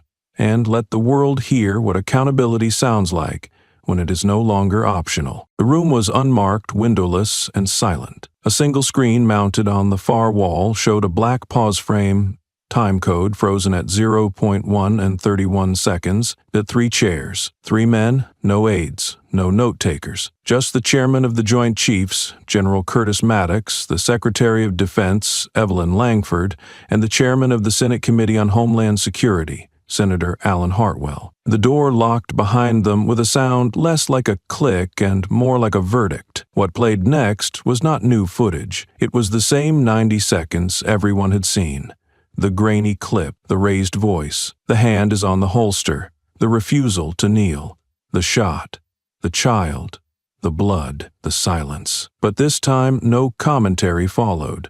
No headlines scrolled across the screen.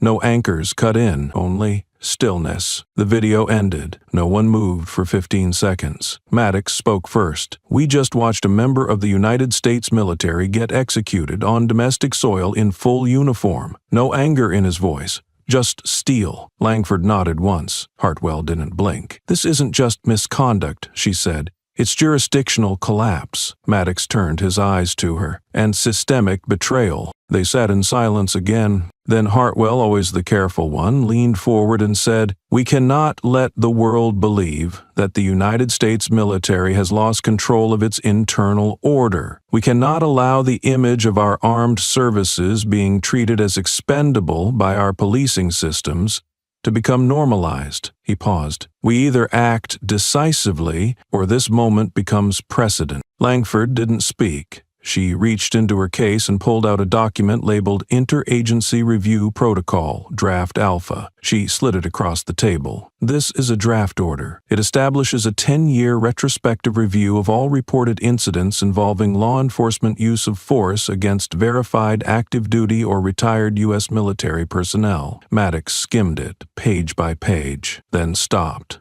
"You included domestic federal agencies, too." She nodded, "Including DHS, Customs, even VA security units." He grunted. "Good. No one gets a pass." Hartwell tapped the edge of the table with one knuckle, slow, deliberate. "The moment this leaks, we'll have sheriffs, mayors, unions screaming that we're federalizing oversight." Maddox didn't flinch. "Let them scream. Last week, one of ours was gunned down on camera, and the shooter didn't even check for ID. That's not an error. That's culture." He looked directly at the senator. "And we have allowed that culture to metastasize by pretending civilian enforcement operates on a plane beyond military relevance. We cannot continue to operate in parallel universes." Langford closed her binder. "The military is bound by codes, courts, and combat law. But the badge? It answers to politics, which means it dodges consequences." Hartwell didn't disagree. He just asked, "How fast can this go through?" Maddox answered before she could. "We don't ask, we don't wait, we initiate." He pushed the document back across the table, harder than necessary. "You want to salvage credibility and make it clear that the system still contains a spine." For the first time in the meeting, they all sat back. not in resignation, but alignment. They knew the weight of the moment wasn't in deciding whether to act, it was in deciding how visible the action should be. Langford broke the pause. We designate the task force under DoD oversight, staffed with cross-branch investigators. We pull data from military records, internal affairs logs, and JAG archives. Anything flagged for suppression goes straight to civilian legal review. No gag orders, no closed reports. Transparency by design. Maddox raised an eyebrow. You're suggesting full exposure. She nodded. We've hidden too long behind silence. It hasn't served us. Hartwell folded his hands. And what happens if we find more? What if she wasn't the first? Or the only? Langford didn't hesitate. Then we deal with it. Openly. Loudly. Without retreat. Maddox leaned forward. And if law enforcement unions threaten to pull out of joint drills? Shared operations? Langford stared at him. Then we remind them whose flag they swore to protect. The air in the room had changed. Not lighter, but more exact. Precision had replaced caution. They were no longer discussing hypotheticals. They were drafting architecture. Maddox tapped the edge of the screen, rewinding the footage to the beginning. We start with this, he said. We declare this case the baseline breach.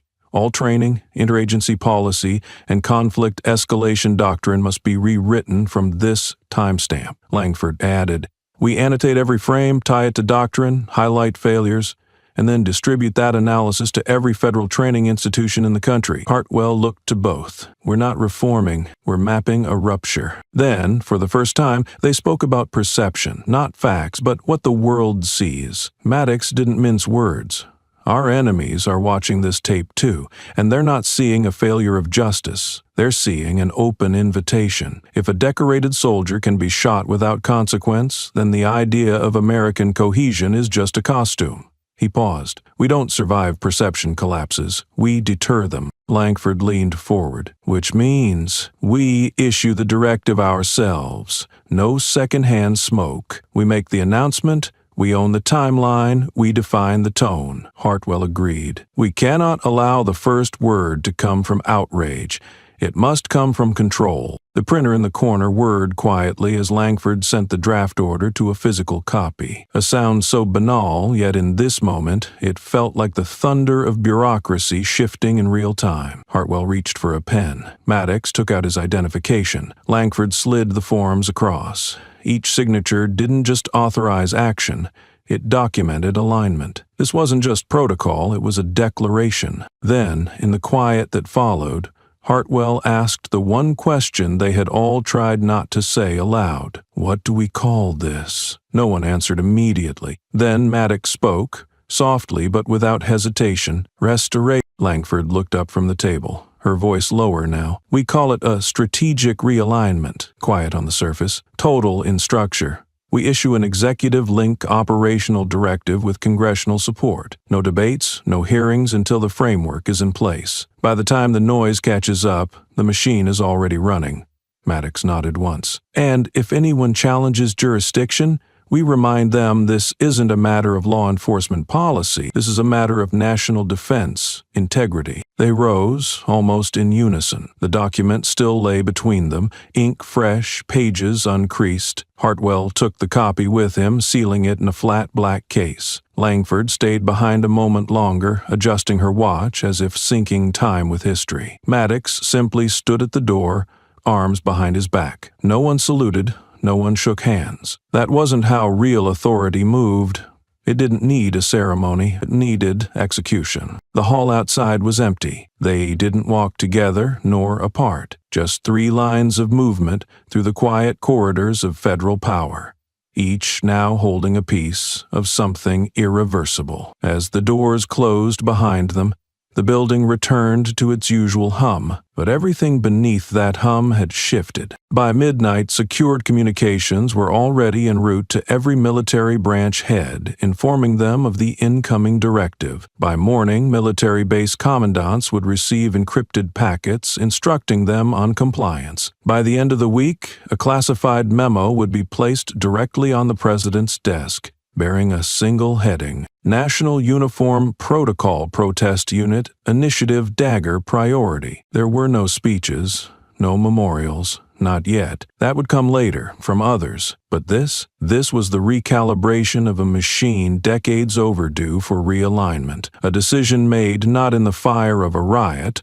or the flash of a camera, but in the cold steel of accountability. Finally catching up to its obligation, it would not bring her back, but it would mean she would never be erased. And in the end, that's what systems are supposed to do. Not save you, not praise you, but remember you well enough to never repeat you. It started with a video, shaky framing, soft piano music, a living room lit just a bit too carefully. The wife of Officer Glenn Hardy sat stiff back on a beige sofa, flanked by her teenage son and a man introduced only as the officer's brother. She read from a printed sheet. The paper didn't tremble. Her voice did. "We are deeply sorry for what happened that day," she said. "It was a tragic error, a moment of misjudgment. My husband never intended harm. He served his community with honor for 21 years. What occurred was a lapse, a terrible, irreversible lapse." She paused, swallowed, and looked off camera. He didn't wake up planning to hurt anyone. It was a chaotic situation. He believed there was a threat. He reacted to protect. What happened was a mistake. We know that. We live with that. We pray that one day there will be forgiveness. The video ended with a fade out to black and the words, "A tragic day, a human error." Within minutes of being posted, it was everywhere, but not in the way they'd hoped. By the end of the day, the video had been clipped, remixed, dissected, and memed into oblivion. One version layered it over a loop of the shot being fired, each so suat repeating like a broken bell. Another had inserted subtitles. "Mistake is when you spill coffee.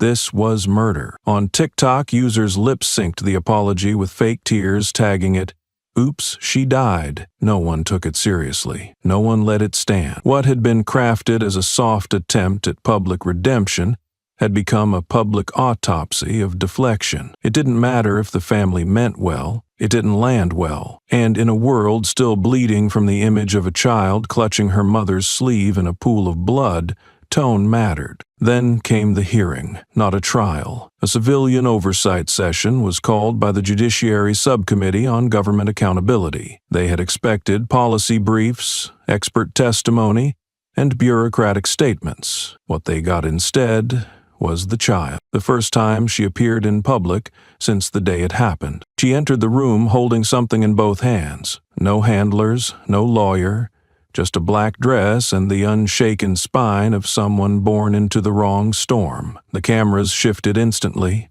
So did the silence. It wasn't the reverence given to politicians or survivors. It was something deeper, the recognition that some truths don't need framing. She stepped to the mic, adjusted it herself. "My name is Eden. I am 11 years old." Her voice was not shaky, not loud, just present. "My mother never called it a mistake when she saved someone," Eden said. "Not when she carried an injured soldier on her back through sniper fire. Not when she lost part of her hearing from an explosion that wasn't supposed to be near her. Not when she stayed behind to make sure a kid who wasn't hers lived. She didn't call that a mistake. She called it duty." She stopped, eyes scanning the room. Her fingers tightened around the badge in her hand. The sound of the silence was louder than any applause would have been. "And now you're saying shooting her was a mistake?" Her voice dropped. "No, a mistake is forgetting your umbrella. A mistake is putting salt instead of sugar in your tea. Shooting someone in uniform who didn't move, didn't threaten, didn't even raise her voice. That's not a mistake. That's a decision." A senator tried to interject, a murmur of protocol, but the committee chair waved him off. Eden kept going. "I saw the video. I heard the apology. They said it was a lapse, that my mom died because someone got confused. But she wasn't confused. She stood still.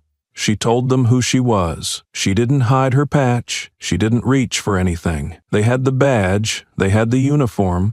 They had the truth." She stepped forward, placed the blood-stained service badge on the table before her, and looked up without blinking. "My mom is not here to forgive, so I will speak for her." Her voice didn't rise. It didn't crack. It just cut. She didn't get forgiven, so why should he? Gasps didn't follow, because gasps are what people do when surprised. No one was surprised. They were convicted. The badge on the table caught the overhead light like it had something left to say. No one in the room moved. The panel of elected officials sat locked in their stillness, pages unturned, pens untouched. Somewhere in the back, a reporter had lowered their phone, not to stop recording, but because nothing needed embellishment. The moment didn't want noise. Eden stepped back from the microphone. She didn't look around for approval. She didn't wait to be excused. She simply walked away from the table the way someone leaves a battlefield they didn't choose, but still refused to lose. Outside the chamber, the clip had already gone viral. 30 seconds, no edit, no cut. Just a child saying the one sentence no adult in power dared to. My mom didn't get forgiven, so why should he? The phrase flooded timelines, printed on protest signs, projected on courthouse walls. People stopped saying they were angry. They started saying they were done. The video apology from the officer's family was removed from their social platforms, but it didn't matter. It had already become cultural evidence of evasion, and Eden's words had turned it into a closing argument no courtroom could override. In newsrooms, analysts debated the ethics of letting a child stand in front of a microphone, but the public didn't debate. They listened, and when the footage of her placing the badge down replayed on the evening news, not even the most cynical anchors interrupted it with commentary. There was no revenge in her voice, no rage. That was what cut deepest: the calm, the finality, the refusal to decorate truth with pity. And in that refusal, forgiveness wasn't denied out of cruelty. It was denied because it was never earned. The silence that followed Eden's final sentence wasn't filled by statements, interviews, or even applause. It was filled with movement, not loud, not fast, just immediate. 46 hours after the hearing, the Department of Defense released a memo so brief it barely filled a third of the page. No introduction, no header, just a date stamp, one line, and a seal. We do not make recommendations. The truth has already done that. It was unsigned, not anonymous, just beyond the need for attribution. The moment the statement went public, the Pentagon's official site displayed a quiet banner: training protocols with domestic law enforcement, suspended pending review. No flash, no press conference.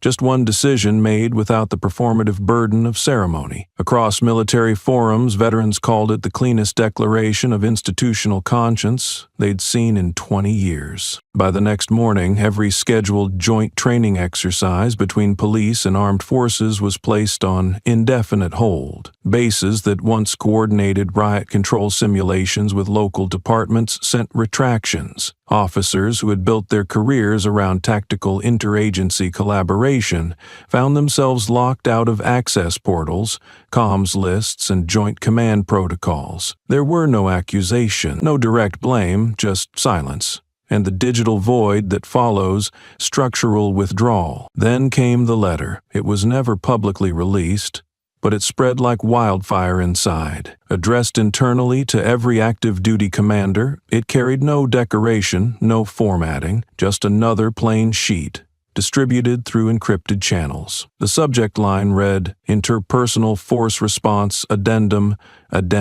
Interim Authority, Override. It stated one thing: effective immediately, any armed service member who is targeted by law enforcement under conditions of unjustified escalation holds the right to engage in defensive protocol without awaiting command authorization. The language was surgical, no rhetoric, no mention of the woman by name, yet her presence bled through every word. Officers read the line twice. Some whispered, some printed copies and taped them above their desks. One colonel reportedly placed it in a frame beneath his medals, saying, "It's not a rule, it's a reckoning." Media outlets didn't understand it at first.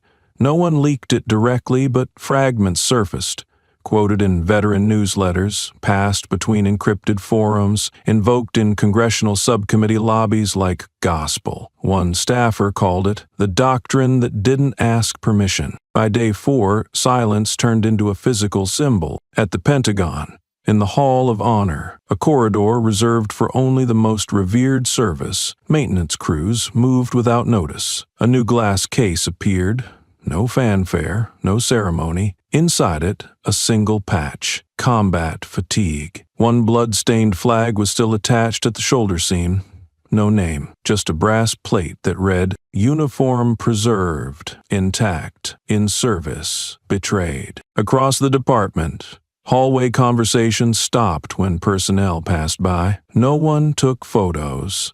Not because they couldn't, but because they knew some things weren't to be posted. They were to be carried. The plaque became a point of pilgrimage. Staff from other agencies crossed buildings just to stand before it in silence. No one cried, but some saluted, and others, the ones who'd worn that same shade of camouflage, clenched their jaws the way men do when they know justice came late but still needed to be held. In military academies, instructors stopped quoting doctrine that week. Instead, they assigned silence. At West Point, one senior instructor asked cadets to write reflections titled "The Difference Between Obedience and Honor." No rubric, no feedback, just thought, and every submission came back heavier than the last, because somewhere beneath the cadence of law and the structure of chain of command, a truth had cracked open. If a soldier isn't safe wearing the uniform they swore to defend, then what exactly are they defending? The memo didn't cite the city, didn't refer to the agency, didn't name the officer. It didn't need to. It wasn't trying to punish. It was trying to draw a perimeter around memory, to say, no farther, not again. By the end of the week, policy briefs across agencies began referencing a new term, Event Zero. Analysts and aides knew what it meant. It meant the moment the United States Armed Forces stopped outsourcing moral clarity. It meant no more waiting for prosecutors or precincts or newsrooms to define whether uniform dignity had been violated. It meant they'd define it themselves. And so, no speech was written, no long-form apology, no official obituary. Just a badge, sealed in glass, a doctrine changed in silence, and a line spoken once and repeated across desks and deployments. We do not make recommendations. The truth has already done that. That line was printed on laminated cards and placed in briefing folders. It was stenciled on the side of a shipment crate heading to a remote base in Alaska. It was typed at the end of an email sent from a logistics officer to his son. Remember who you wear the uniform for, and who didn't get to keep wearing hers. Inside the Pentagon, no one updated the personnel bulletin. No one needed to. The policy had already moved faster than the paperwork. In quiet compliance, dozens of base commanders issued internal reminders that every uniform, regardless of rank, race, or status, would be treated as an active vessel of sovereign authority, not just symbolic, enforced, defended. The ripple effect reached farther than domestic bases. At Camp Arifjan in Kuwait, a unit hung the woman's photo, without a name, beside their mission flag. In Germany, a chaplain opened Sunday formation with 5 words, "She did not die quietly." In Okinawa, a squadron leader read the memo aloud and ended with, "If you ever feel unseen in uniform again, report it directly to me." Chain of command starts with responsibility, not optics. None of these were orders. None of them required approval. They were actions taken by people who understood that when a system doesn't speak, the people inside it must. And so, for the first time in modern military history, a change in doctrine arrived not with conflict nor casualty, but clarity. It wasn't passed through Congress. It didn't ride the back of scandal. It grew from silence, from restraint, from one voice too small to fill a courtroom, but too true to be ignored. There would be no statue, no parade, no medals sent to the family, because what she gave didn't fit into the ceremony. It only fits into change. And so the report was never written, because it didn't need to be. The system remembered her, and this time, it spoke without stuttering. He didn't walk in like a mayor. He walked in like a man who had just been told to sit down, shut up, and answer questions with no stage to hide behind. The carpet was navy. The walls were wood-paneled. The silence was surgical. He took his seat at the witness table alone. No aides, no police escort, no shield of rank. Just a nameplate, Mayor Robert Kane, City of Hollow Creek. The Congressional Oversight Subcommittee on Public Accountability didn't start with pleasantries. Chairwoman Vargas opened her file and read one sentence into the microphone. Over the past 7 years, your administration has dismissed or internally closed 62.4% of reported excessive force complaints filed against your city's law enforcement division. No adjectives, no qualifier. Just the number. The mayor blinked. Someone behind him coughed. He continued, of those cases, only 3.7% resulted in disciplinary action, and 0.9% resulted in termination. She paused. Do you consider that an acceptable rate of accountability, Mr. Mayor? He cleared his throat. Context is critical when interpreting data, Chairwoman. Many complaints lack substantiating evidence or are filed by individuals. You mean citizens? She interrupted without raising her voice. Individuals who live in your city? Who pays your police salaries? Who wears the uniforms you claim to support? Her tone didn't shift. Her words did. The mayor adjusted his tie. He leaned forward, palms open. Madam Chair, I do not take these numbers lightly. However, internal investigations are designed to vet complaints thoroughly. Due process must be observed before rushing to punitive conclusions. A senator 2 seats down, Rep. Len O'Connell, didn't wait for her turn. Mr. Mayor, we're not talking about 1 or 2 borderline cases. We're talking about over 60% of complaints being dismissed in-house. That's not vetting, that's burying. He tried to speak. She kept going. Your office had access to body cam data, forensic reviews, civilian oversight panels, all of which were underfunded, underutilized, or outright ignored during your terms.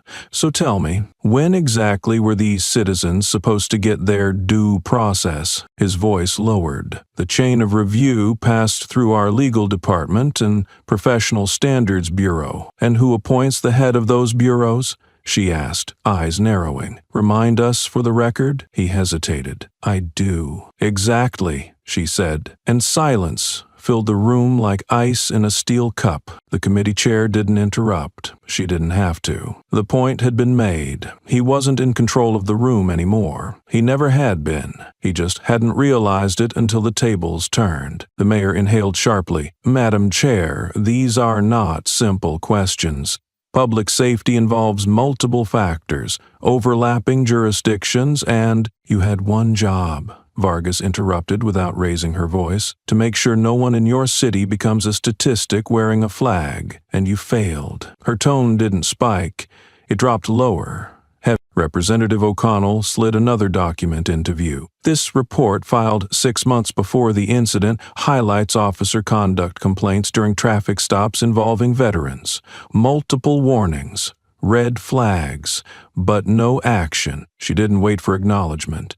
And do you know what bothers me the most, Mr. Mayor? You didn't even try to hide it. The data was public, the silence was official. The room didn't breathe. That kind of stillness only exists when shame finally outruns spin. Another voice broke in. This one from the left of the panel. Senator Javier Cortez. Calm, unreadable, dangerous. Mr. Kane, he said slowly, let me offer you a hypothetical. Kane nodded cautiously. If you were handed a medal for defending civilians but found out the system that awarded it ignored civilians bleeding in the street, would you keep it? Kane blinked. Cortez didn't wait. Because you've accepted public trust while forfeiting public responsibility. And while we're sitting here hearing about oversight, people in your city are hearing gunshots louder than apologies. He pushed back from the mic. The silence that followed was no longer just heavy. It was terminal. Kane opened his folder, shuffled a page. I'm not here to make excuses. I'm here to offer cooperation. But it was too late for cooperation. This wasn't a negotiation table. It was a reckoning, and everyone in the room knew what came next. When the chairwoman finally spoke again, she didn't raise her voice. She simply closed her folder and said, "We will now enter into the record the transcript of this session, along with supplementary data from the Department of Veterans Affairs, the Office of Military Justice, and the Inspector General's recent review." She looked directly at Mayor Kane. "This is not a trial, but the people of your city will read this like a verdict." He didn't respond. He didn't nod. He simply looked down. For the first time all morning, his hands trembled. Outside, the press pool was already calling it the hearing that changed the way America talked about municipal power. One outlet ran the headline, "The Day a Mayor Lost His Badge Without Being Arrested." Another called it the first hearing where silence spoke louder than policy. But it was the Washington Dispatch that delivered the final blow, titling their front page, "The Citizenship He Didn't Defend." In the following days, 3 city commissioners resigned. The Civilian Review Board of Hollow Creek announced it would suspend all collaboration with the mayor's office pending independent oversight. The city's chief of police released a brief, nervous statement. 3 lines, no punctuation. "We are listening. We were wrong. We begin again." But the public didn't wait for reform. They walked past City Hall in silence. Veterans stood shoulder to shoulder outside the courthouse, not yelling, not demanding, just wearing their uniforms with the one patch everyone could still believe in: silence, with meaning. No one needed to scream anymore. The numbers had already done that. She didn't cry. That was the first thing everyone noticed. She stood in the open field outside the Capitol, a sea of uniforms and dress shoes around her, sunlight slicing through the flagpoles like cathedral glass. The wind was light, the crowd is silent, and there, framed by 1,000 lenses and no speeches, stood Eden, small, upright, motionless. The triangle-folded flag was pressed to her chest, her arms locked around it like it held every breath she could not risk exhaling. The fabric barely moved, her eyes didn't blink. The photographer didn't need direction. They didn't wait for a second angle. One frame, one moment. No filters, no edits, just the truth in pure, unbearable clarity. A child with no tears left, holding a symbol that had outlived its promise. By sunset, the photo had circled the globe. It ran on every outlet, military, civilian, foreign. It landed not on front pages, but on walls, murals, billboards, screens in airports, courtrooms, and embassies. It didn't ask for permission.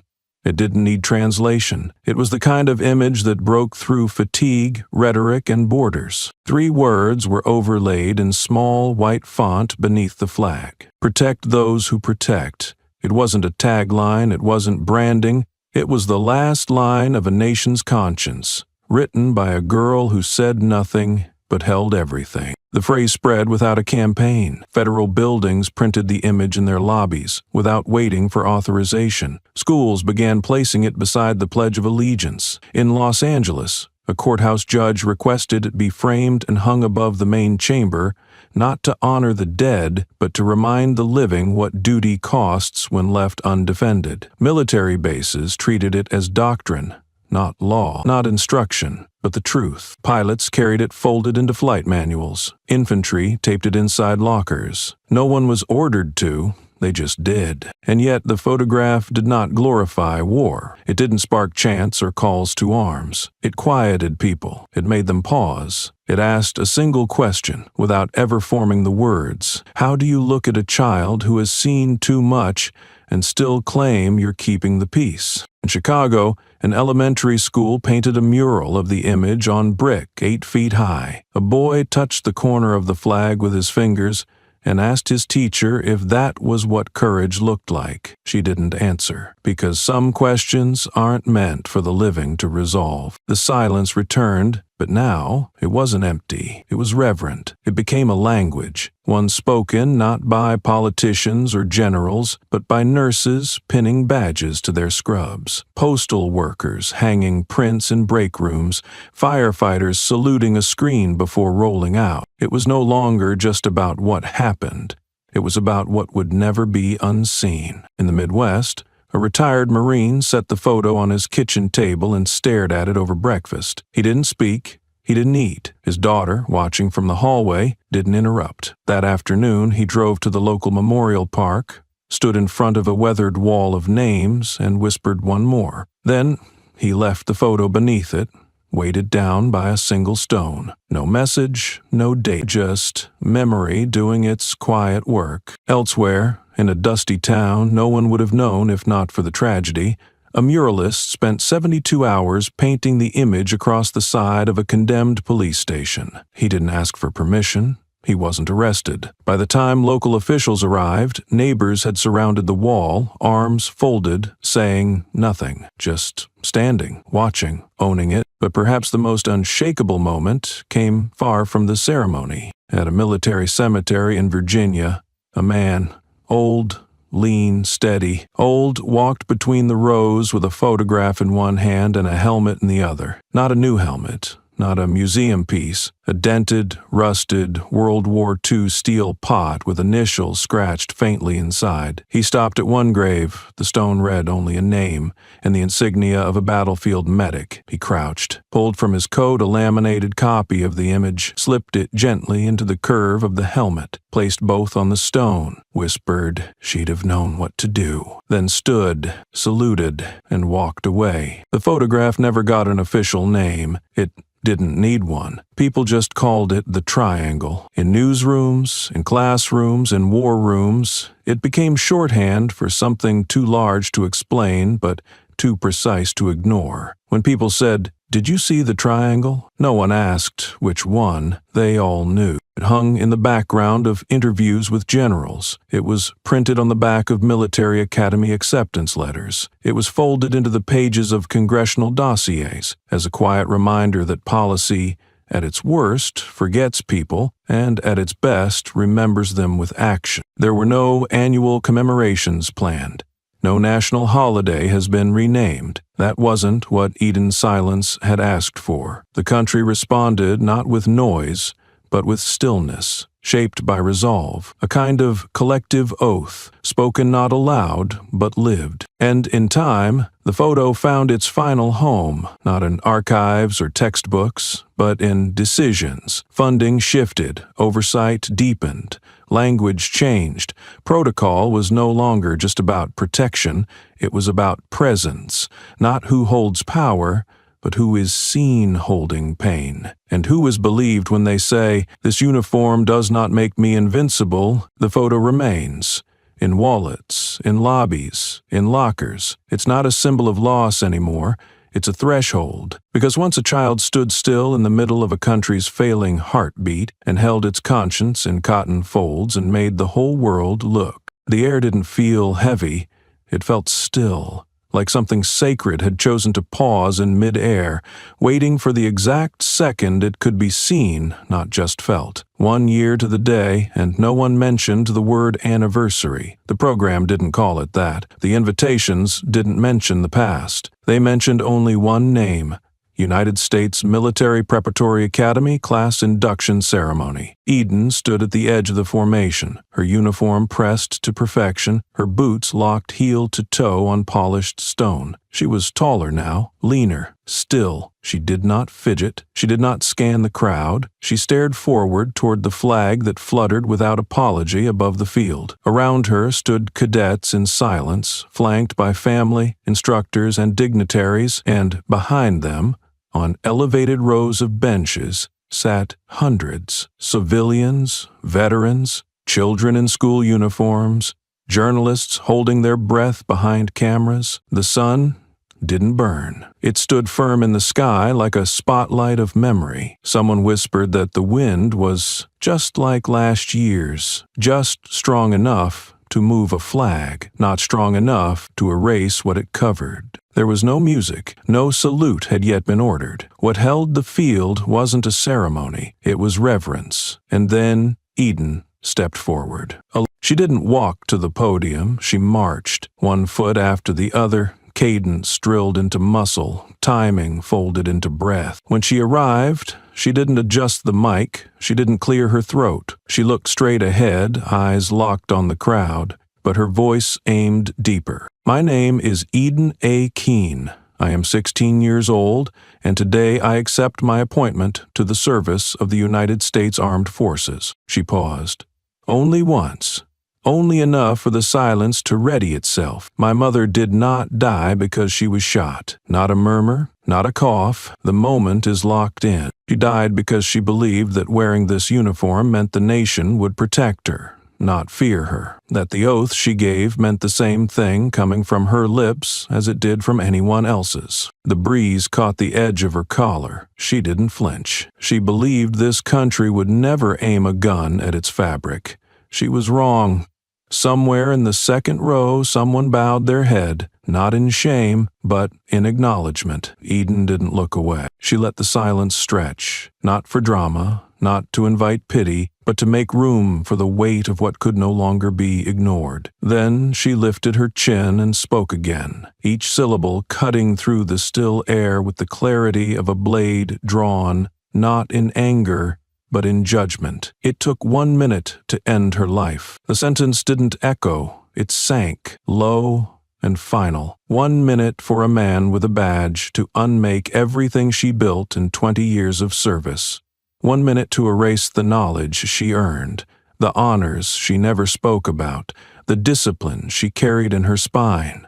1 minute to leave her child kneeling beside blood that was still warm. 1 minute to prove that no oath, no rank, no loyalty can stand between a gun and a prejudice that pulls the trigger faster than it questions its target. Her voice did not rise, did not waver. It was too measured, too practiced, too controlled to be overwhelmed by emotion. "And yet I'm not here to ask for grief. I'm not here to ask for forgiveness. I am asking you to remember." She paused, not to search for words, but to let the truth settle like dust in a sealed chamber. "My mother wore the uniform because she believed it was a promise, not a guarantee of safety, but a contract with a country she was willing to bleed for. She believed that promise included her. She was wrong." The phrase landed like a sentence in court, cold and absolute. She looked into the crowd, not at cameras, not at generals, but at everyone, and no one looked away. "I say this not to shame you, not to provoke you,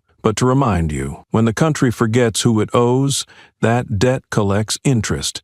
And now it's time to pay." She gripped the edge of the podium, not out of weakness, but to anchor the words that came next. It only took 1 minute to destroy her name, to stain the uniform, to break trust that took generations to earn. Her tone narrowed, the air behind it stiffening, and maybe it only takes 1 minute to begin restoring it. She stepped back from the microphone, not waiting for acknowledgement, not asking for permission. "I request 1 minute of silence.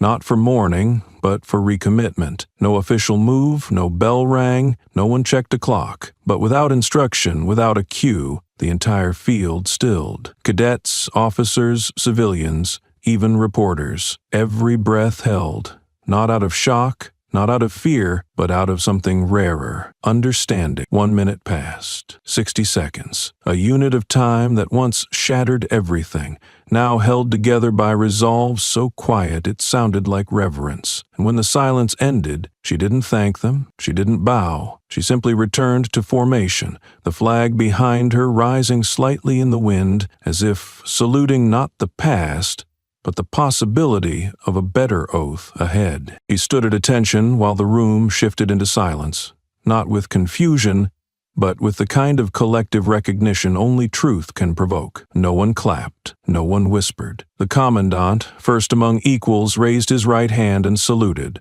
slow, deliberate, final. Others followed, instructors, cadets, civilians who had never saluted anything in their lives, and yet in that moment understood that silence, when earned, is the highest form of applause. There was no anthem, no curtain, no summary speech, only stillness, full and fierce. The broadcast feed ended on a shot of Eden, unmoved, gaze locked forward, her silhouette outlined by sunlight falling through the academy windows. Her uniform was perfect, but it wasn't the fabric people remembered. It was the stillness, the refusal to break, the minute of truth, held and released without decoration. And somewhere across the country, in homes and classrooms and bases, someone pressed pause, not to replay, but to commit. Because stories don't always end when the camera cuts. Sometimes that's exactly when they begin to mean something. What Eden offered that day wasn't closure. It began not with the speech, but with the silence after. The kind that settled into the fabric of things, not to be analyzed, but absorbed. There were no rebuttals issued, no press conferences scheduled. The mayor who once claimed the incident was a tragic misunderstanding found his face superimposed over every loop of Eden's minute, broadcast without interruption in airports, public libraries, and gas stations, where strangers stared at screens longer than they meant to. His city council, in an unscheduled midnight vote, streamed on a cracked Facebook Live, removed his name from the municipal plaza that bore it for 12 years. That video, pixelated and shaky, reached 9 million views in 48 hours. Driven not by anger, but by a collective refusal to keep calling anything normal. A week later, a billboard went up across from the precinct headquarters. A photo of the same mayor, turned away from the podium mid-denial, eyes blurred, with the words beneath, "Leadership is not silence when silence kills." The ad was funded anonymously. No one took it down. At a high school assembly in Colorado, a student reenacted the original confrontation in a monologue competition, ending not with screaming, but with a mirror held to the audience. The judges cried. The video went viral. When asked by a journalist if he felt vilified, the officer who had pulled the trigger replied, "They're treating me like I'm less than human," to which the interviewer responded, "And what exactly did you see when you looked at her?" That clip aired once. It didn't need to be aired again. The answer didn't matter. The question already spoke for itself. And his family sold their home within a month after the neighborhood watch group circulated a petition to revoke his residency waiver. The HOA voted anonymously. Their statement read, "We protect families, all of them." In a cafe outside Quantico, someone left a napkin folded into a triangle on the table where one of the involved administrators liked to sit. No note, no threat, just the word, "Remember," stitched in ink. The staff didn't remove it for hours. By then, someone had taken a photo, and the image ended up printed on tote bags, phone cases, and protest placards. Not as outrage, but as an echo. Eden's name was never used as a weapon. It was used as a measure. Whether what we built was worth keeping, or whether it needed to be burned down quietly and rebuilt with fewer walls and more windows.